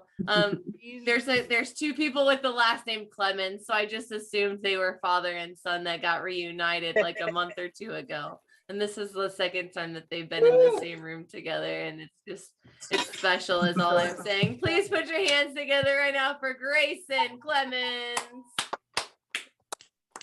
All right. If you guys think that living through a pandemic is hard, try living through one with a pregnant woman. After 9 months, she loses the weight. I keep gaining. I'm around 12 months now, and I'm measuring the size of a beach ball. I put on so much COVID weight that most of my clothes stopped fitting. Trying on new pants is depressing. Some are too long, some are too tight. Very few are just right. Like being Goldilocks' short, fat dad. And no matter which ones I try on, it always looks like I'm looking in a funhouse mirror. One pair that I did decide on, the label said athletic cut on it. And I found that funny because I'm 5'8", 230 pounds. I wear a 40-30. There's nothing athletic about me or the pants. I got to start getting to the gym. You know, the only work I've been doing, the only working out, are sets of couch sits. You stand in front of your couch, feet shoulder width apart. Then you sit down into a squatting position. Finally, you put on Netflix. That's a set. I'm not saying it's a sport, but if it was, I'd have the gold medal in binge watching. Even before Corona, though, I really sucked at working out. I only kept the gym membership because of the smoothie bar. A fresh fruit smoothie with some frozen yogurt. That's something I like to help me meet my goal. My problem is my only goal is drinking a milkshake and walking around in sweatpants. You do that at the gym, nobody notices. Do it at Walmart, nobody notices. You do it at Target, they kindly ask you to go back to Walmart. But, you know, I like to get in the gym, get my smoothie, and get out. Think of me like a Navy SEAL, but with none of the training. And the stealth of an elephant seal. My wife thinks that I'm wasting all my money on a smoothie membership, but I disagree. It keeps me from spending a lot of money at McDonald's. And when I go to the drive-thru, I order way too much. Then I get paranoid that the kid at the window is going to know it's all for me. So I order a second drink. You know, it kind of sucks, you know, being judged by a line of McDonald's workers. First, I got to put the order in without losing my breath. Then I got to hear them bring it back to me. Will you the 2 Big Macs, 2 cheeseburgers, 2 fries, 20-piece chicken nuggets, and 2 Diet Cokes? Yeah. Well, it's not ready. Go wait in one of those fat guy spots. There's never enough room to back into one of those spots of shame, so you got to nose in and know they're all laughing at you. You know, when they finally bring the food over, I take it all, I drive away, I eat it all, and I drink both drinks. It turns out that a family box is way too much food for just one drink. Thank you, I'm Grayson. That's my time.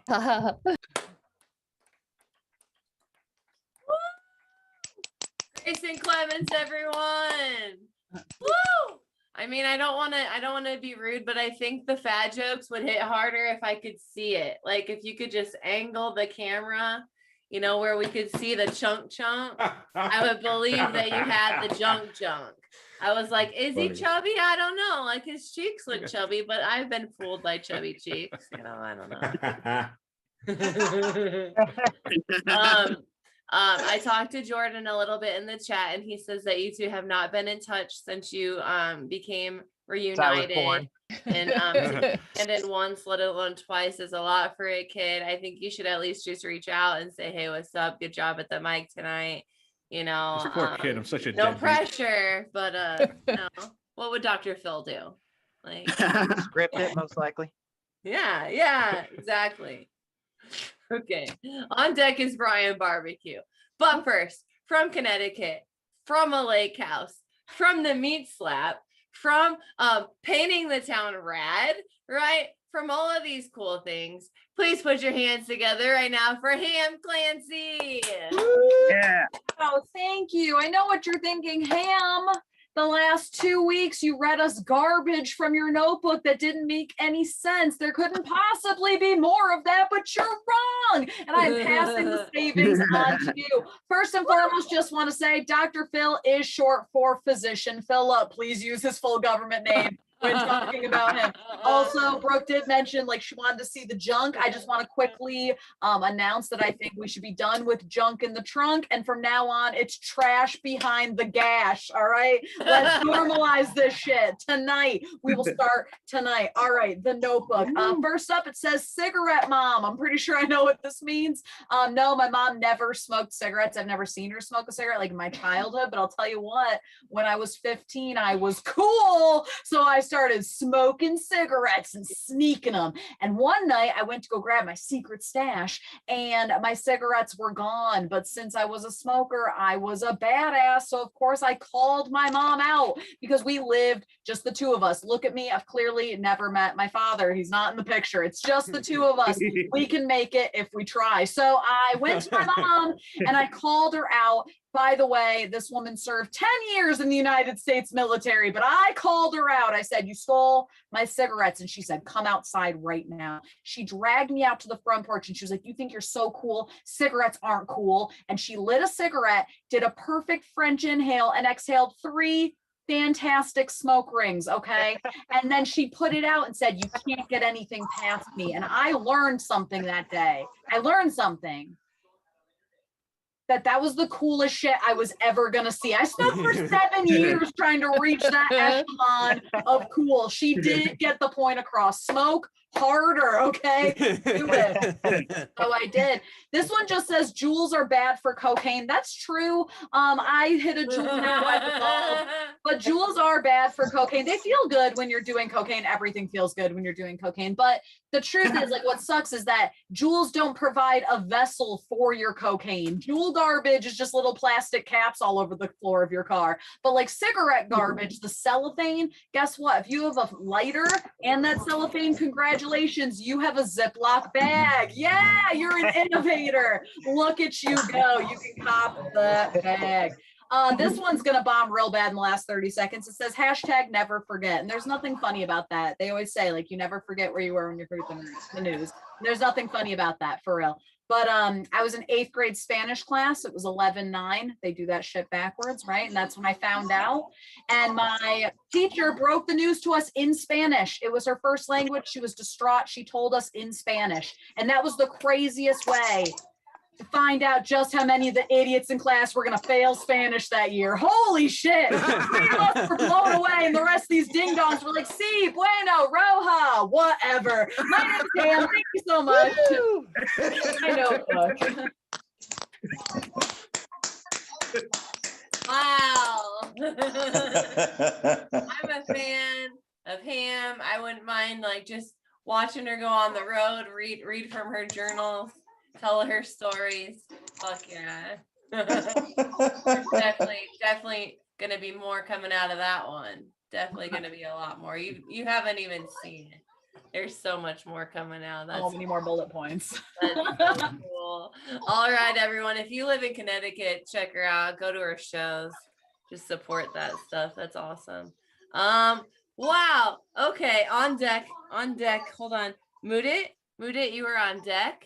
Okay. Our next comedian is lucky enough to get to sit next to that lady the whole night, like hours and hours, and just be like, in love. So cute. Same thing from Connecticut, from a lake house, from Paint the Town Rat, from Slapping the Meat, from the pop-up Jackbox thing, from the writer through the daddy pork chops, public access and chill. Jeez, please put your hands together for Brian Barbecue. Fucking yeah, that was the best intro for a set that does not deserve it. Guys, how about a hand for that? Because that is the only applause I will get for the rest of my set. I heard today was a special day, or at least I thought I saw this was like the 1-year anniversary for your mic. So I don't know, whatever. I thought it was, so I did something special regardless. Something I haven't honestly done in a long time. I wrote a new joke. And this is, I guess, my gift to you guys in the mic. Brooke, what I wrote tonight is just 69 new ways to say 69ing. That's all I wrote. Just 69 new ways to say the phrase 69. Here we go. Number 1, seesawing. 2, head swap. Bobbing for apples. Face hump. 5, nice. The forbidden cartwheel. 68 part 2, mutual suck job. Sexy head butt. Tongue in cheek. tongue banging, bare naked knuckle boxing, oral jujitsu, zombie hunting, because like brains. All right, these are fucking hard. Third base, microdosing sex, tongue massage, lickety split, rub-a-dub-dub, smacking lips and hips, horizontal mouth waltz, playing the meat banjo, smoking plug job, chug-a-lug a ding dong, sucking fucking, foreplay, because I'm a gentleman. 28, knuckle tussing, 29, knuckle boxing, 30, car mopping. Okay, I have to say, I was really high when I wrote these, and I think this is when the drugs just kicked in completely, and it just became Dr. Seuss rhymes for a little bit. Super side note, I'm glad he's fucking canceled. Like, whatever. I don't give a fuck what he wrote. I just always thought it was bad to teach kids how to read what words you made up. Okay, whatever. Rocket in My Pocket also sounds like a Lil Wayne song, which is why 31 is Walk It in My Pocket. And also 100 minus 69 equals 31. Okay, number 32, Wamble Shaver. 53, Jizz Cracking, French kayaking, simultaneous oral sex, candle smithing, the Amish bathhouse, pink passion lips, sexual tech deck, because like the little skateboard with your finger. All right, whatever, fuck that. Number 40, the reason why I come too fast sometimes. 41, the ultimate would you rather. 42, dilling the pickles. 3, mouth sex. Fuck, I can't read. The safe alternative to not getting pregnant. That's just true. Safe sex, kids. You know what I'm saying? 45, making sauce. All right, I turned Italian at this point because I was really high. So 46, making meat sticks, sexy DJing, crotch disco, rated R mouth hugs, fellatio times dose. 51, what's going on? It sounds like someone's making popcorn with meat. 52, buckle my sex shoe. High fuck 5, cumbersome, finding the remote, wink wink, wheelbarrowing the tape, come day 2, a good day to come, hot diggity raw dogging, slather rather, call the combulance, public speaking in fucktown, synergy, but S-I-N, whatever, the Icelandic milk tub, putting sausage in the yoga mat. Oh, I'm so close. Platypussing around, muck ruck, munch, drug, and the right thing to do is slap that fucking meat. All right.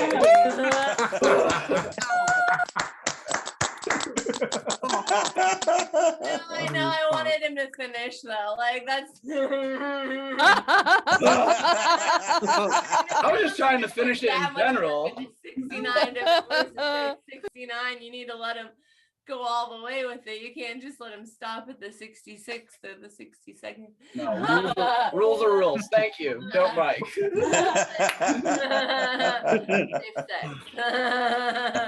Wow, I'm gonna need to watch that again and again and again and again and again and again. Oh my, cream pie. I wanted crinkle pie. Okay, that's cool. Oh, that was fun. That was fun, and that was so special. Aww. Yay! Taxi. Yeah, you really know how to touch that really special spot on me.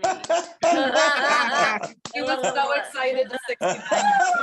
Brooke likes 69 jokes if you didn't know. Like, how do you get to my heart? There's 69 ways, and you went right there. That was great. Slap that meat. Slap your meat. Oh, yeah. Okay. I don't feel like you have to top that, like 169 joke, with done in the right way, like with the anywho. Jordan, you are on deck. Our next comedian, he's fantastic. He's from Maryland and DC. Yeah. Oh, on all the socials, you can find him at Like to Mood It. Okay. Hands together right now for Mood It Vermont. Hey.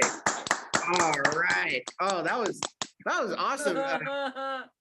Brian, I just had a conversation with my folks back in India, and after that set, I think the Kama Sutra needs some updating. Like that. Serious dough. Like, please join us. Join our cult. Yes. Enlighten the Hindu community. Yes. I am Hindu.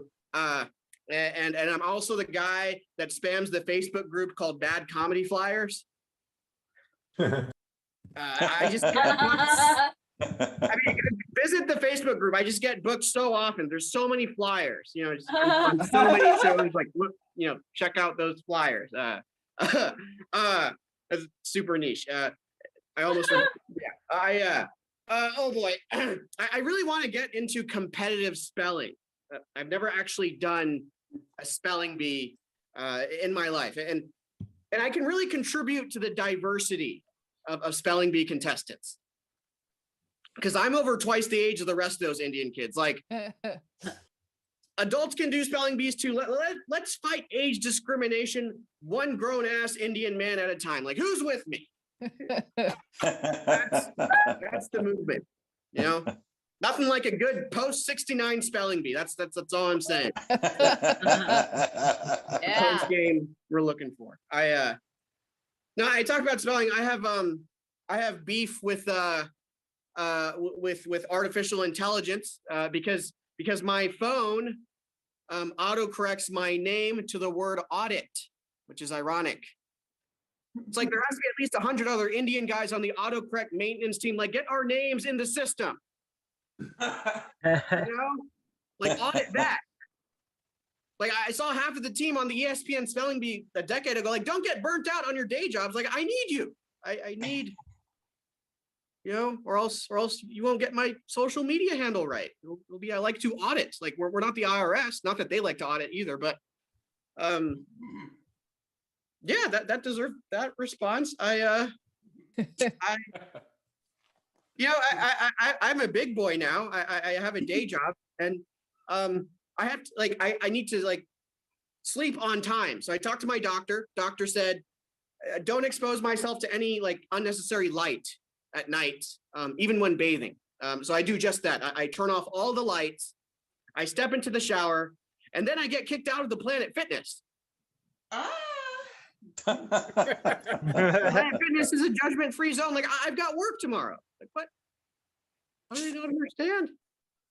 Oh boy. All right. Well, I'll give the 2 seconds back to the room. Thank you. That's my time. My name is Muda Burma.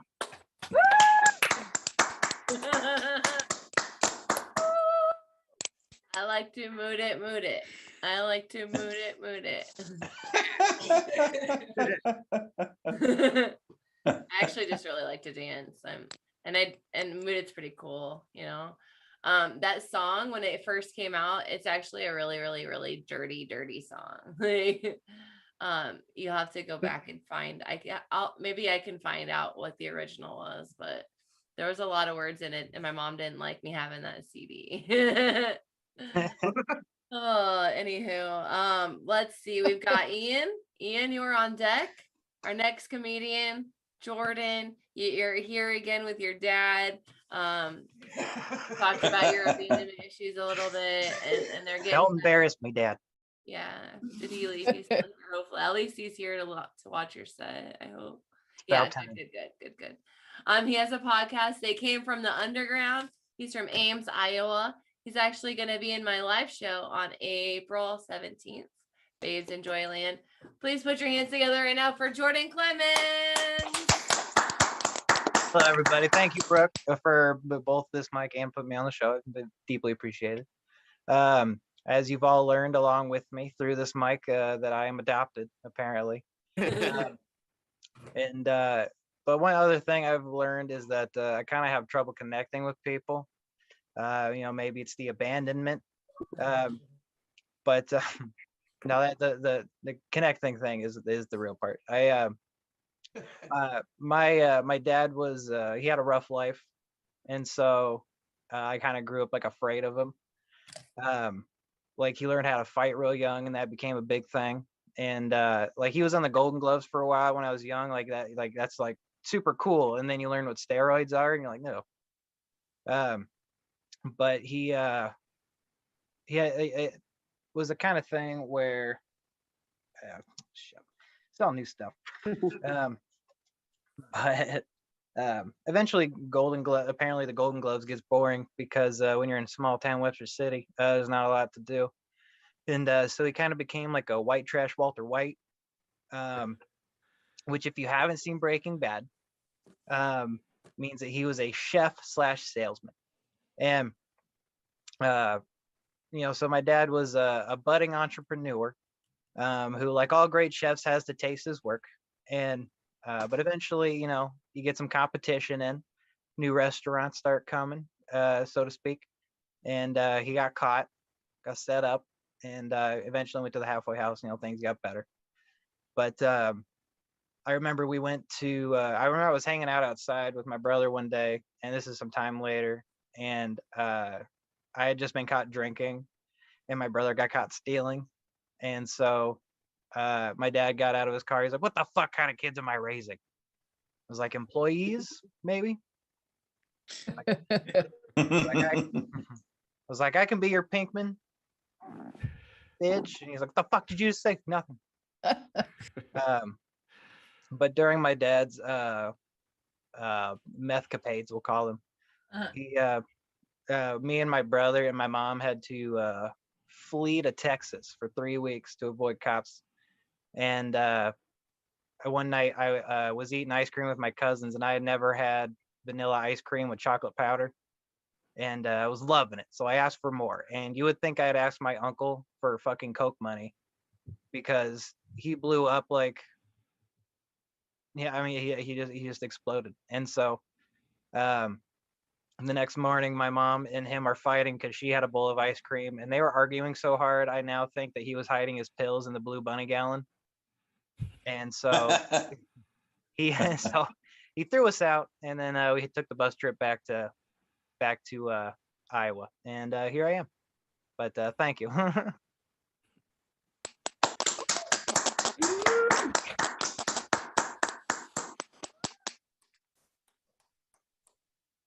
Oh wow. Yeah, there's a lot to that, but I thought I'd try to squeeze it into that little time frame. That's okay. I'm just like, that could have been really dangerous if that's what was going on. I also understand a very dysfunctional family. I see you. At me and really like now learning it's not about me, it was them, like Yeah. Oh yeah. Yeah. Oh, We're yeah. glad that you're here. Yeah. Cool. All right. Let's see. We've got Gary, the other Gary on deck. Next comedian. He's been here before at least 69 times. He says that he's from Town, but it's really South Dakota. And then he wants me to promote debauchery so I can see where your mind is tonight, or that night when you filled out the form anyway. Please welcome to your screen, Ian Ryland Smith. Thank you very much. I have a question for Jordan. What's wrong with being a little ginger? You think I didn't read the comments? You think I can't read? That's extra bigoted, man. Explain yourself.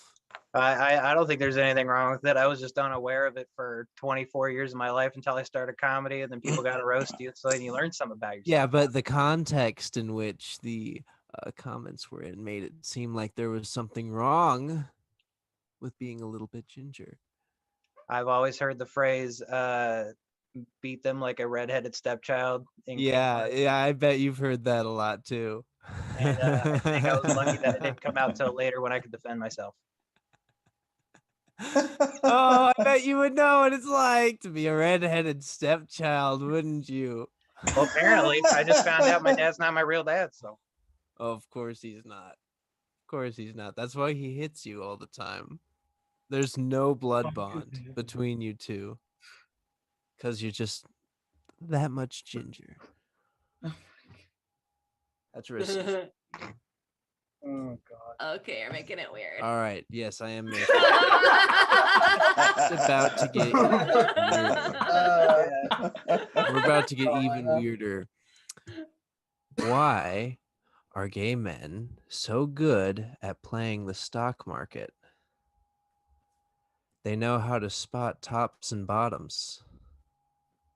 And I'm specifying men because I don't know if women do the same thing, if they have like tops or bottoms. Like, I don't know how lesbian women have sex because I don't ask, because that's none of my business.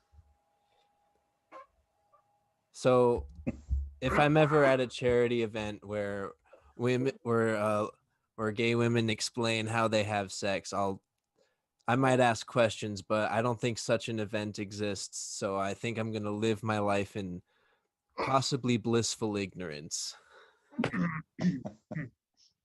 Blissful ignorance. Oh, a lot of people who dabble in the stonk market, they always say, do your own research.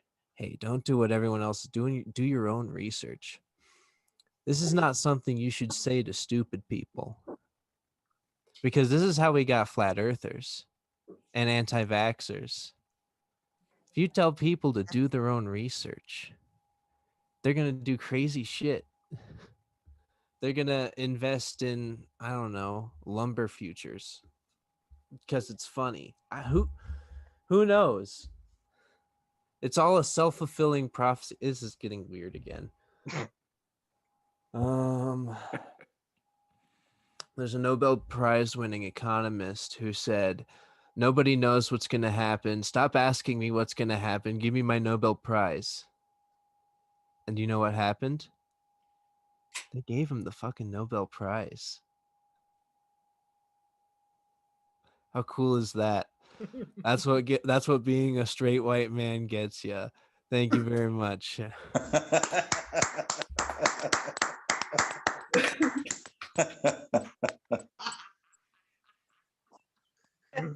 Paul Krugman, that's his name. Google him.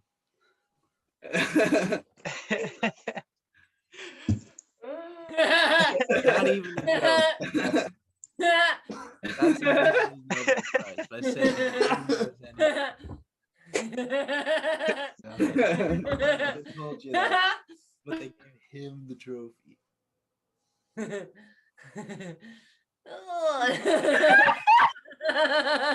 That was fun. Got a little aggression over there. I get it. Jeez. Okay. So what we're gonna do is we're gonna have a Gary and then we're gonna have a Jerry. I know, a Gary and a Jerry. I think it'll be fun. We'll all enjoy it. Please put your hands together right now for Gary Hughes. All right. There's no way I can go by without commenting on what just happened. It was like he was defending gingers, and then he was just attacking a ginger. He was like, I was so confused. He was like, yeah, I bet you do. I was like, why is he attacking? I thought he was on his side. I don't put down no black man. John Smith, what's up? You know what I mean? What's up? What up? Just shouting out. Black people. I recently, I used to get, I still do. I recently got over a cold sore, and I used to get them a lot in middle school. And I started thinking, I was like, yo, how come there are no like cold sore fetishes? Like, anybody know? Oh my God, there are no cold sore fetishes. They have fetishes for a lot of things. They have fetishes. People get sexually aroused for amputee fetish. They do have that. I would not punch down. I would not punch down on that. I'm a comedian, but I'm not going to punch down on that. They already made it awkward enough. They have people getting sexually aroused from sun rays. All the freaks at the beach. Yeah, you perverts. Sexually aroused for that. But no one gets sexually aroused for cold sores. I tried to ask my girlfriend, and she was like, well, it is a form of herpes, so that would mean they have a fetish for herpes. And I was like, oh, okay, all right. Now I gotta I'm trying to, I don't know why I'm defending herpes. I'll take that back. You know what? Hey man, when I think about becoming a cannibalist, I think about eating only white people. I think it'd be cool to eat your oppressor. I think all minorities should eat their oppressor rather than just kill them. I think that'd be pretty cool. I think it'd be cool to just walk into a barbecue spot and say, "Hey, let me get the Ethan plate, and let me get a Karen plate." I think that'd just be hella cool to just go eat.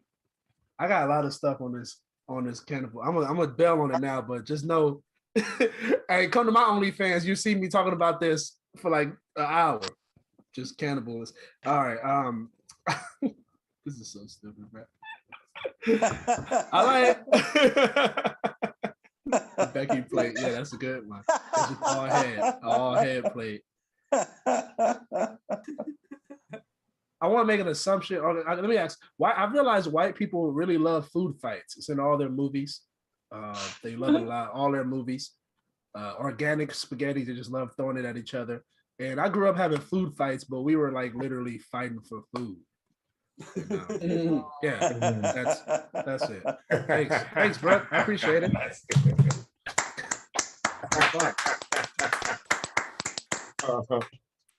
Gary Hughes, everybody, promoting cannibalism. I think that you should eat out people, not necessarily eat people, but to each their own.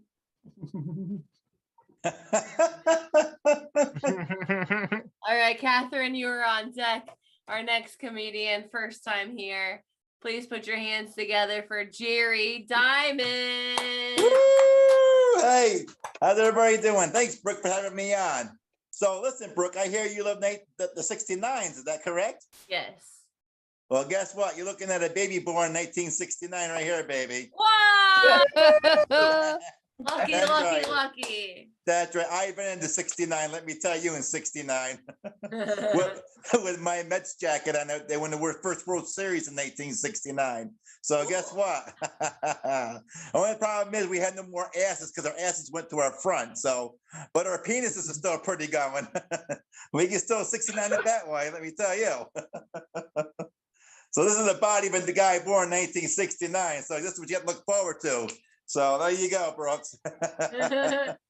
Right back at you, baby. Right back at you.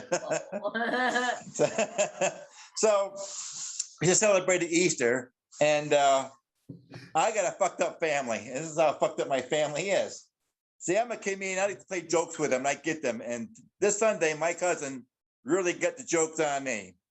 I'm going to show you this bag of fun stuff that I got. Think he's been to the sex shop or something, for Christ's sakes. So I'm gonna show you what I got. Fucking Q-tips for my vagina. What the hell is that all about? A cherry blow pop. Blowing my cherry. Lady fucking razor. I'm gonna shave my fucking legs. I don't understand that. National eyelash kits. What the hell am I gonna do with that? Unbelievable. Hemorrhoid cream. Hemorrhoid cream. Say 1969. Fucking hemorrhoid cream. Okay. Here's the box, the Ziploc box that says the Jerry What the What Diamond Bitchin' Bag 2021 collection. This is my bitchin' bag. Okay. This is my pregnancy test. So there's a chance I could get pregnant between now and 2069. Let's see what else I got here. Fucking the eye mask. See that? Eye mask. What the hell am I gonna do with that? Fucking had nightmares of zebras in my sleep, for Christ's sakes. This here, teabagging. All right. It says classic boo-hooing, bitch bag or bitch blend. Take a few sips and you'll be on the mends. I don't understand that. A fucking pad. What am I gonna do with this pad? Because I do a lot of bitching because I was born 1969. See, Brooks, this is what you have to look forward to, Brooks. See this? Fucking women's deodorant. Smell, you'd be feeling fresh. Let's see what else I got here. Tissues for all my issues. Bitch, I need a bigger tissue box for all my issues. From 1969 and on. Here, I got a cigarette, 2 AA batteries and matches. This is the Puff Puff Buzz Buzz, no more bitching cuz. Apparently I bitch a lot. Time. Gloves. See this? Gloves. Hemorrhoid gloves. That's it. That's all I got tonight.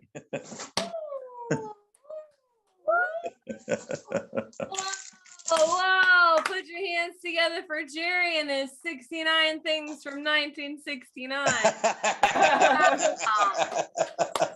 Who knew they kept in the Ziploc bag so long just for this moment right now? Wow. All right, our Gary and Jerry sandwich is over. That was very, very fun. I learned a lot. I sure did. Wow. All right. On deck, I think is AJ. All right, AJ, you're on deck. Our next comedian, she's You hear me? She's been here before. She's from Boulder, Colorado. Everyone put your hands together for Catherine Shea.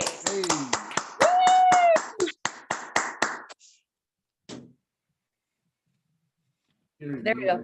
Brooke, thank you for bringing us all together. I want everyone to know that Jerry is my long lost brother.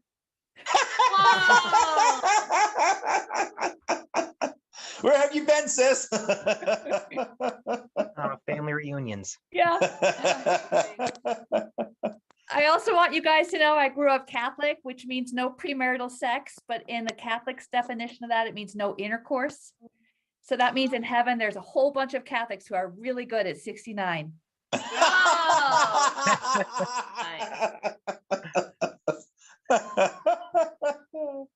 I'm a working mom outside the home.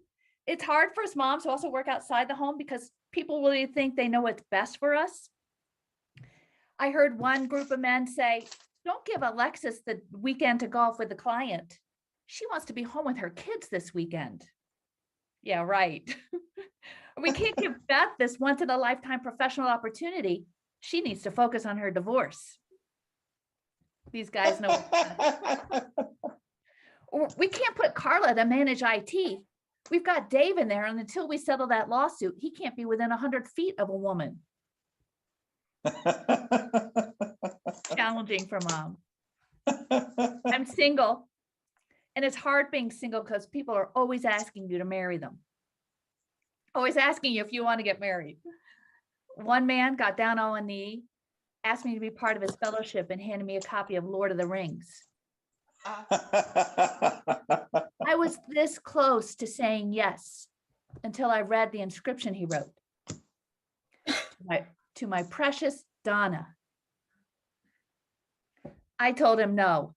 I can't be with a man who can't spell. My name's Catherine. Men and women are really different about saying what they want in a relationship. You know, a man will ask, hey, do you want to have sex? And you know the man wants to have sex. A woman will say, gosh, I don't know how I'm going to get to the airport tomorrow. And all she's really doing is saying she wants to have sex, but she doesn't want you to think that she's a slut. So she's got to think that make you think that she's trading a ride to the airport for sex. She's more roundabout. At my age, men and women have different expectations in a relationship. One man told me he was shopping around for someone with good health insurance. I'm just looking for someone to drive me to the airport. Oh, I'm trying to find the clock. Oh, great. Oh, there's the clock. Oh my God, 2:52. All right. Well, thank you very much, Brooke, for having me. I'm Catherine Shea.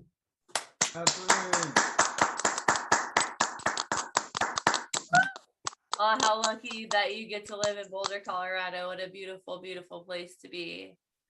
You're very lucky. I love that place. Thank you for your jokes. That was very fun too. We are getting close to the end here. If you stay till the end, we do a lightning round. You'll get 1 extra minute a piece. It's really fun. So don't go unless you're really tired, then honor yourself. Okay. Self-care is always number one. Although I would like to see you here every day, the whole time, nonstop. I understand that that's not necessarily the best, right? So do you. We've got Annalisa on deck, Tyler in the hole, Alicia on the bench, waiting to get on the hole, waiting to be on deck. But first, yeah, okay. From Bangor, Maine, I saw him at the meat slap. He was cracking jokes over there. Now he's here. Please put your hands together for AJ Capuccio. Hello. Thank you, Brooke. Woo! I was not a very energetic kid in high school, but I was a pleasure to have in class. But still, teachers and students were wondering why I was so reserved, like I was the only person woken up at 6 o'clock for 10 years. Now I understand it's necessary for preparation in the real world as a miserable, beat down, spiteful adult. Maybe I should have taken a maybe I should have taken a page out of Dustin's book, even though he never had a book. Of course, when you name your kid Dustin, you might as well be born with the Monster energy drink logo tattooed on him. You know, he's gonna grow up to be a tough guy who can't function without a lemon lime beverage. I can't function without. You're basically. I can't function without stomach ulcers. You need coffee when you're the most tired. Sure, I mean, I would use a drip coffee machine, but I'm not a mechanic. You'd have to surrender a lot of time to a French press. Of course, you could always just take a 69-hour energy. Nice. When my family orders food, my parents don't feel like looking at the menu, so they just wait to see what I order. And they say, yeah, 3 of those. They wouldn't even know what a chimichanga was if it wasn't for me. I'm thinking about getting the 2-star curry next time because that'd be enough to melt their New England boomer faces off. Whoa. The pandemic is ending, I guess. And when I get the shot, I'm gonna go back into life with a normal amount of reluctance. Because I've always had this, I've always approached life with this, are you sure this is a good idea, Governor DeSantis attitude? Or as my therapist calls it, anxiety. It's gonna say goodbye to, so it's gonna be time to really like throw in the towel on the hobbies we thought we were gonna do and things we thought we were gonna during this period of free time, because it's over now. Thank you. That's my time.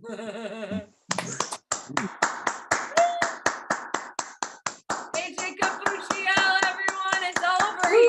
He says it's over. If you say it's over, it's over. I believe you. Thank goodness. Finally.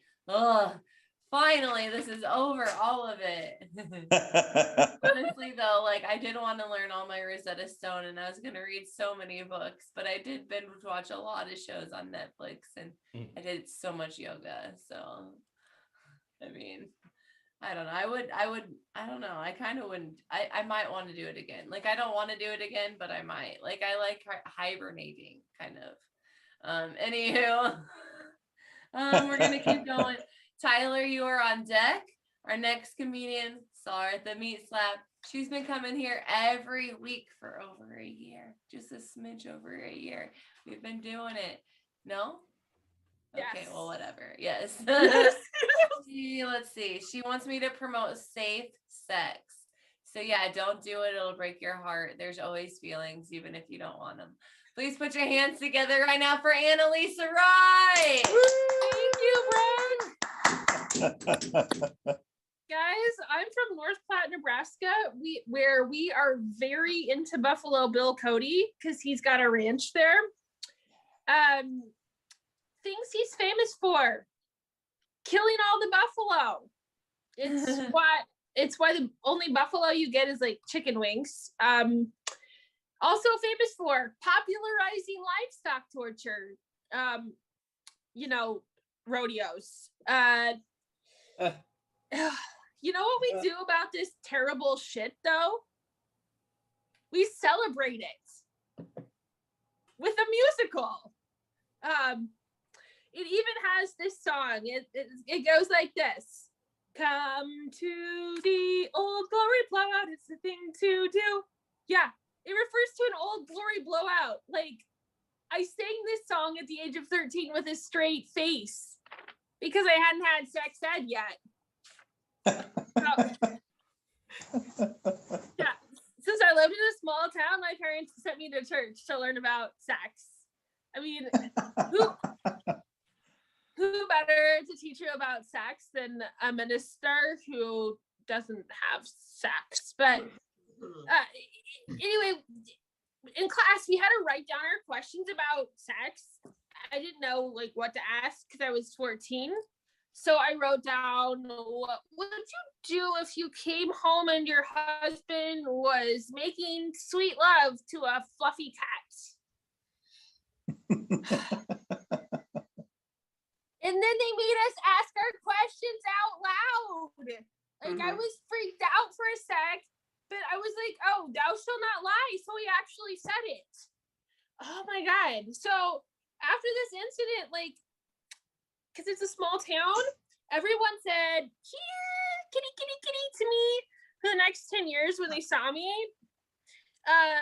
But guys, it's fine because 2 reasons. One, the people who make fun of me, like, work at Walmart forever. 2, I figured you can just say weird things all the time. It's stand-up comedy. Why not? Anyway, recently at work, I had to watch a sexual harassment training video. All the harassers were dudes. I was like, what's up with that? Like, I'm not fast enough to grab a dude's balls. Like, I'm not strong enough to smack a dude's ass. I can't be creepy enough to show up at a random coworker's house completely naked. Come on, give me a break. That's all for me, guys. Thank you so much.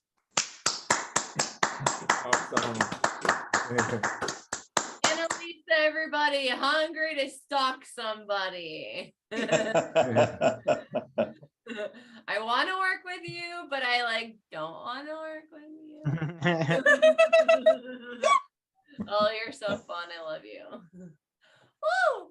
All right, we've got 2 more, and then if you stick around, we're doing a lightning round, so everybody's gonna get 1 more minute. It'll be like ha ha ha ha ha ha ha ha ha ha like that, like a lot. But first, from Norfolk, Nebraska, he has a podcast that says, "I swear it'll be funny next time" with Tyler Weisler. Please put your hands together right now for Tyler Weisler.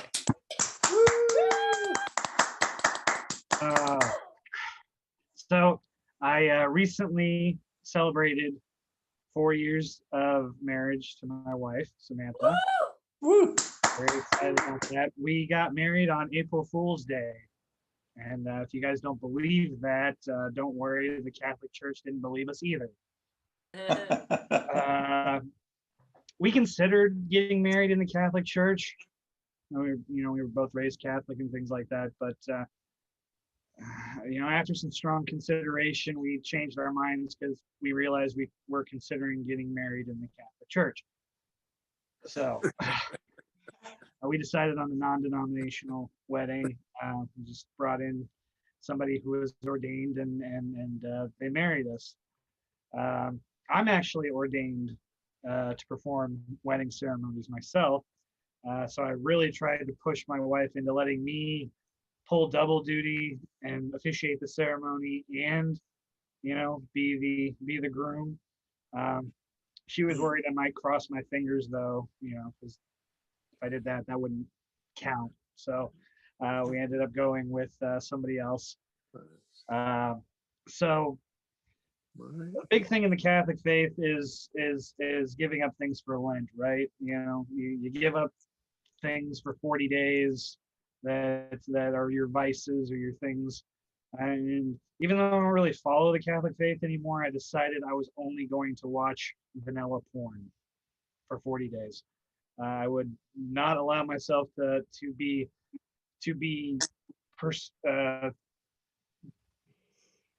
brought into my normal fetishes and kinks that sometimes disturb my wife. And it would just be, I would be, pure for her and pure for myself, for Jesus. And so that's how I spent my Lent. I didn't eat fish on Fridays because fuck that. I'm a meat and potatoes kind of guy myself. So anytime they would go to the fish fries and bring home fish, I was like, if it's not shrimp, I'm not eating it. So I recently also had an alumni tournament this past weekend. It happens over Easter because apparently that's the only time that you can expect people to get together. And we did not win the tournament. This is the first year in a long time we haven't won the tournament. We lost to a team 10 years younger than us.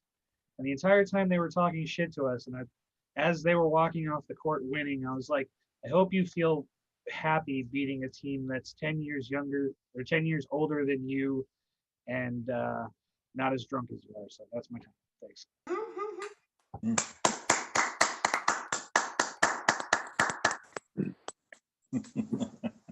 Tyler Weisler, everyone. Woo! Woo! All right, one more comedian, then we do lightning round. You've seen her before. She has a showcase once a month. She does a workshop on Saturdays.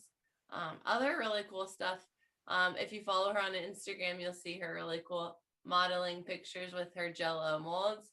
Please put your hands together right now for Alicia making it right.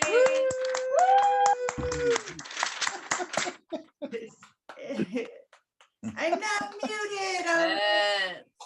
Hey everybody, thanks so much for sticking around. Awesome. I really appreciate it. Till the end of the show. Love it. Just a couple of announcements here. If you are driving the red 2020 Mercedes-Benz, your midlife crisis is showing. And if you are driving the yellow Hummer with the license plate that says "Got Tickets,"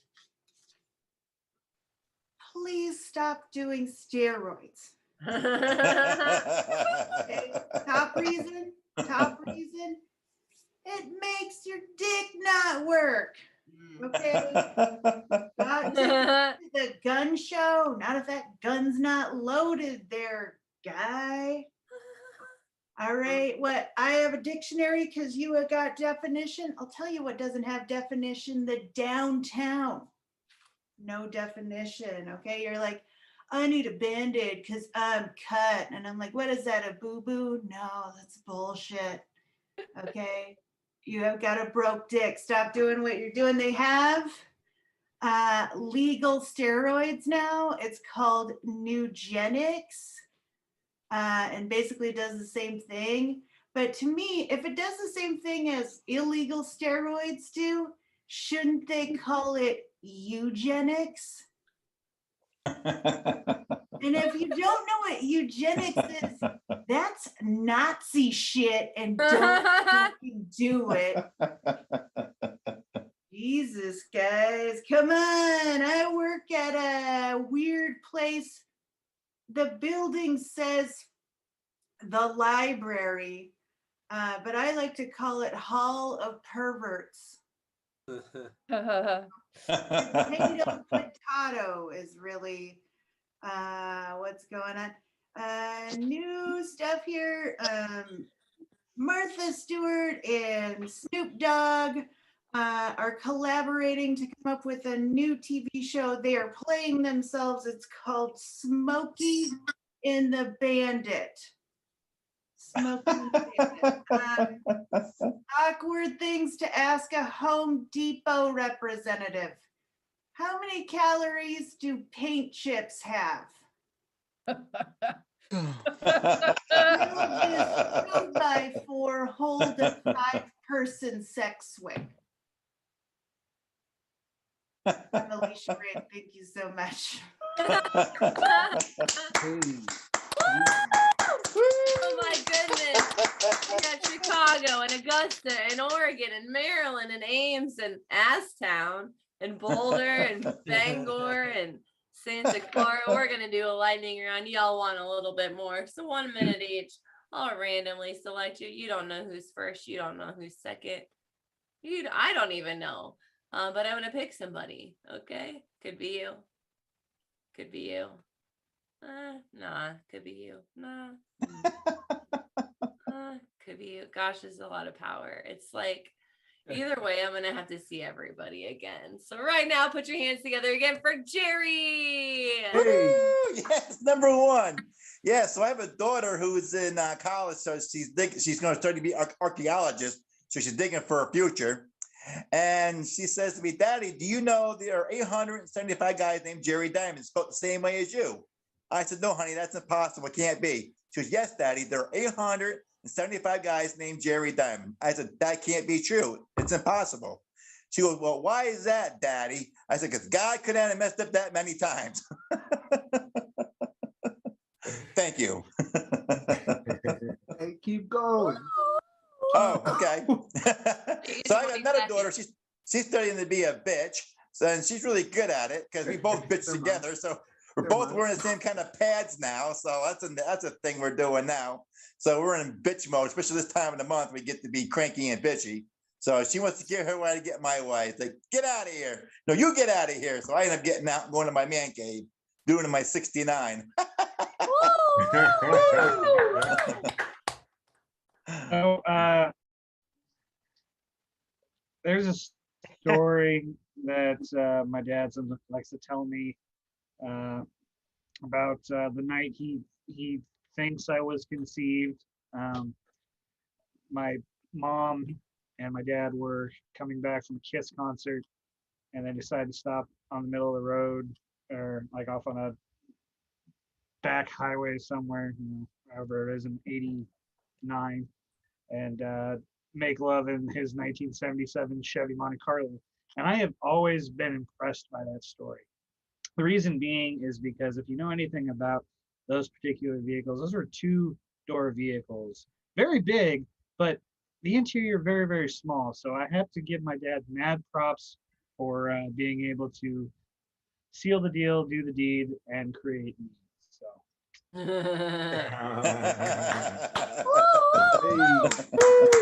All right. Like I was saying earlier, even brilliant people think I'm lying about my name, like Stevie Wonder. My Sherry Amor, this and that's a Milky Way. Wait a second. You don't feel like a John Smith. Like what? Nobody knows how John Smith feels. I'm not done talking about this code name. It's hard to believe that there's a lot of John Smiths out there. For example, there's 21 people named Donald Trump, 35 people named Bill Gates. For John Smith, there's 48,000. We can fill up the Staples Center twice. You can have a different John Smith flush the toilet for you each time you use it for the next 25 years. Oh my goodness. That's why they call it the John. Wow. Oh man. I wish I had the name John Smith, but like I'm the only person with my name. Like You are. it sucks. I don't want to be memorable, but people remember me. And I'm like, damn it. So I was on Bumble and like my name's memorable. Like I didn't know this dude was cheating on his wife, but he was cheating on his wife on Bumble. He confessed to her all of the things, all of the people he could remember. Probably not anybody named like Brooke or Emily or Sarah, but me. So like she gets in contact with me and is like, hey, you were with my ex and my husband. I'm like, shit, I'm sorry. I didn't know, but it's okay. We only fucked like 3 times. Should be okay.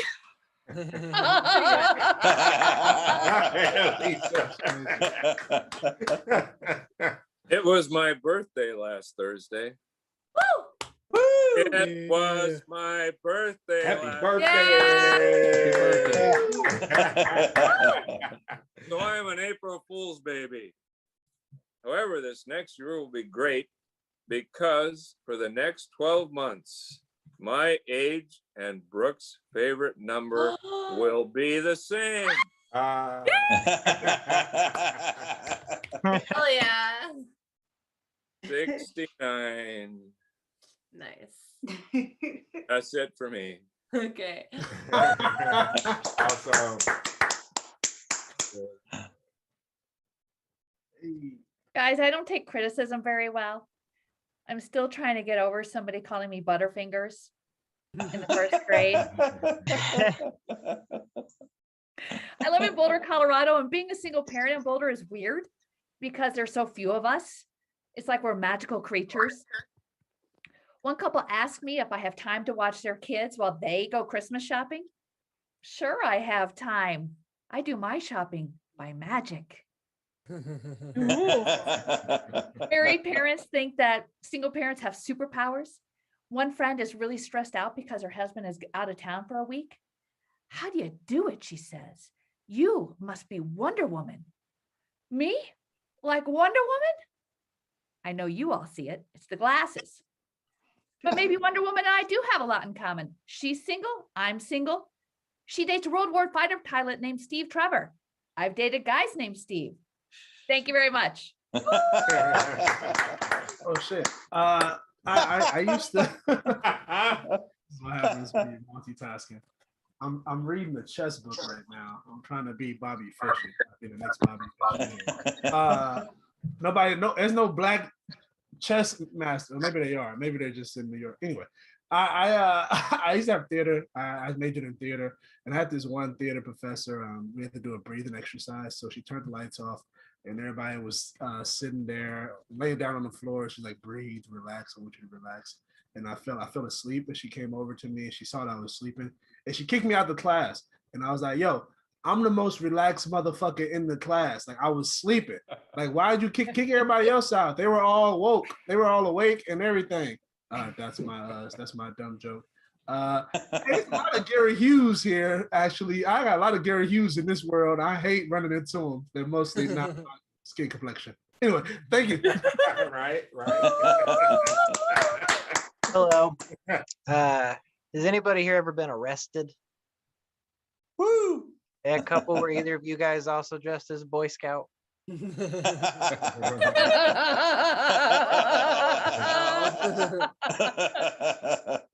Yeah, luckily for me, the video is evidence, so I don't get to share it. But yeah, the cops literally made me cuff myself so they wouldn't be touching me on camera in any way. They I used my fancy knot techniques to tie him up and get away. Kept me from getting away a few times. I actually asked my lawyer, like, "Hey, do you think COVID might help keep me out of jail?" And he literally says, "Oh, they don't want you." Fine. All right, I'll take it. But that's my minute.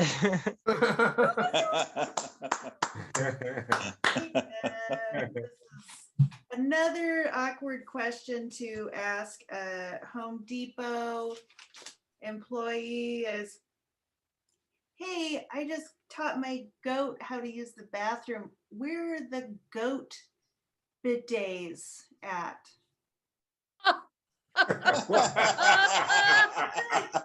I mean, honestly, sir, it's not like it was my goat. It was just like a local goat. We'll get it. Where are the goat bidets at? I don't know, guys. I needed suspenders to go to M. Night Shyamalan's movie to suspend my disbelief. That's my time. I'm Alicia Ray. Oh yay, it's me.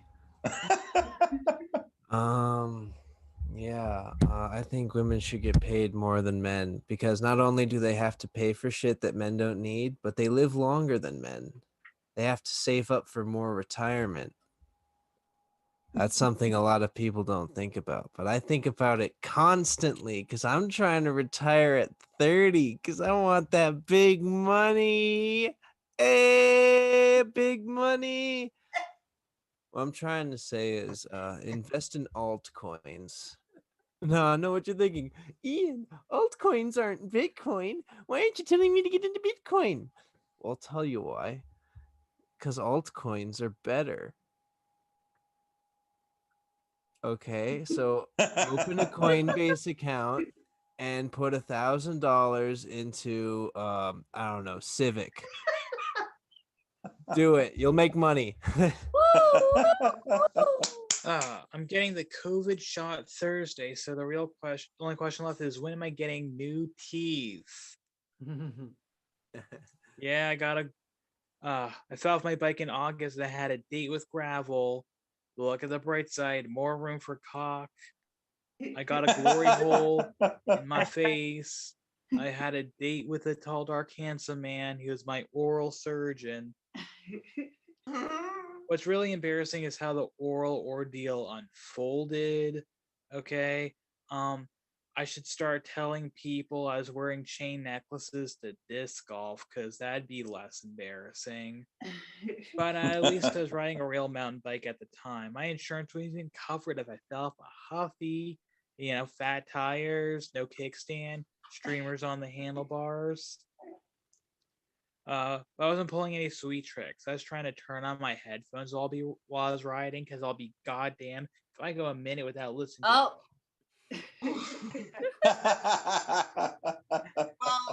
if you didn't catch my set earlier, the summary is I have like body dysmorphia or something, body hate, right? So I hated my titties for a while. Long story short, they're great now. Hated them. As for hating them, I showed them to everybody. Dumb move when you hate something to show it to everybody. I guess I was trying to free the titty normally. It was like, oh, I hate these, look. But like it's not effective, like other people are excited to see them. It was kind of, it backfired. But the thing about all of that, my suggestion is maybe don't show other people your genitals non-consensually is the lesson that I learned from that. Whatever women do better. Also, Ian, women should be paid more because they bear the brunt of domestic labor as well, which I know you gentlemen don't understand, but I just think that we should talk about it more.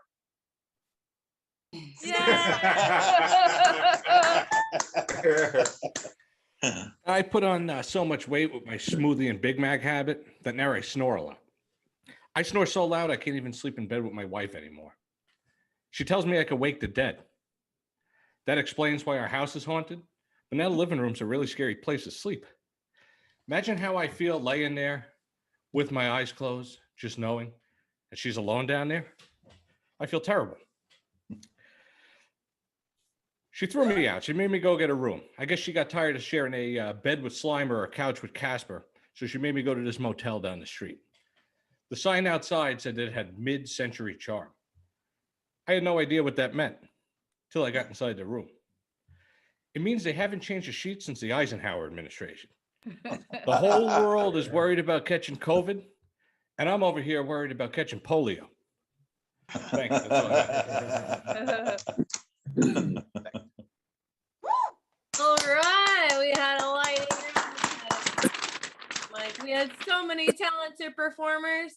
Thank you, Gary and Ian and Ira and Catherine and Grayson and Alicia and John and Elisa and Jerry and Jordan and Natalie and everyone that was watching the live stream and everyone that was here earlier. We'll be back again next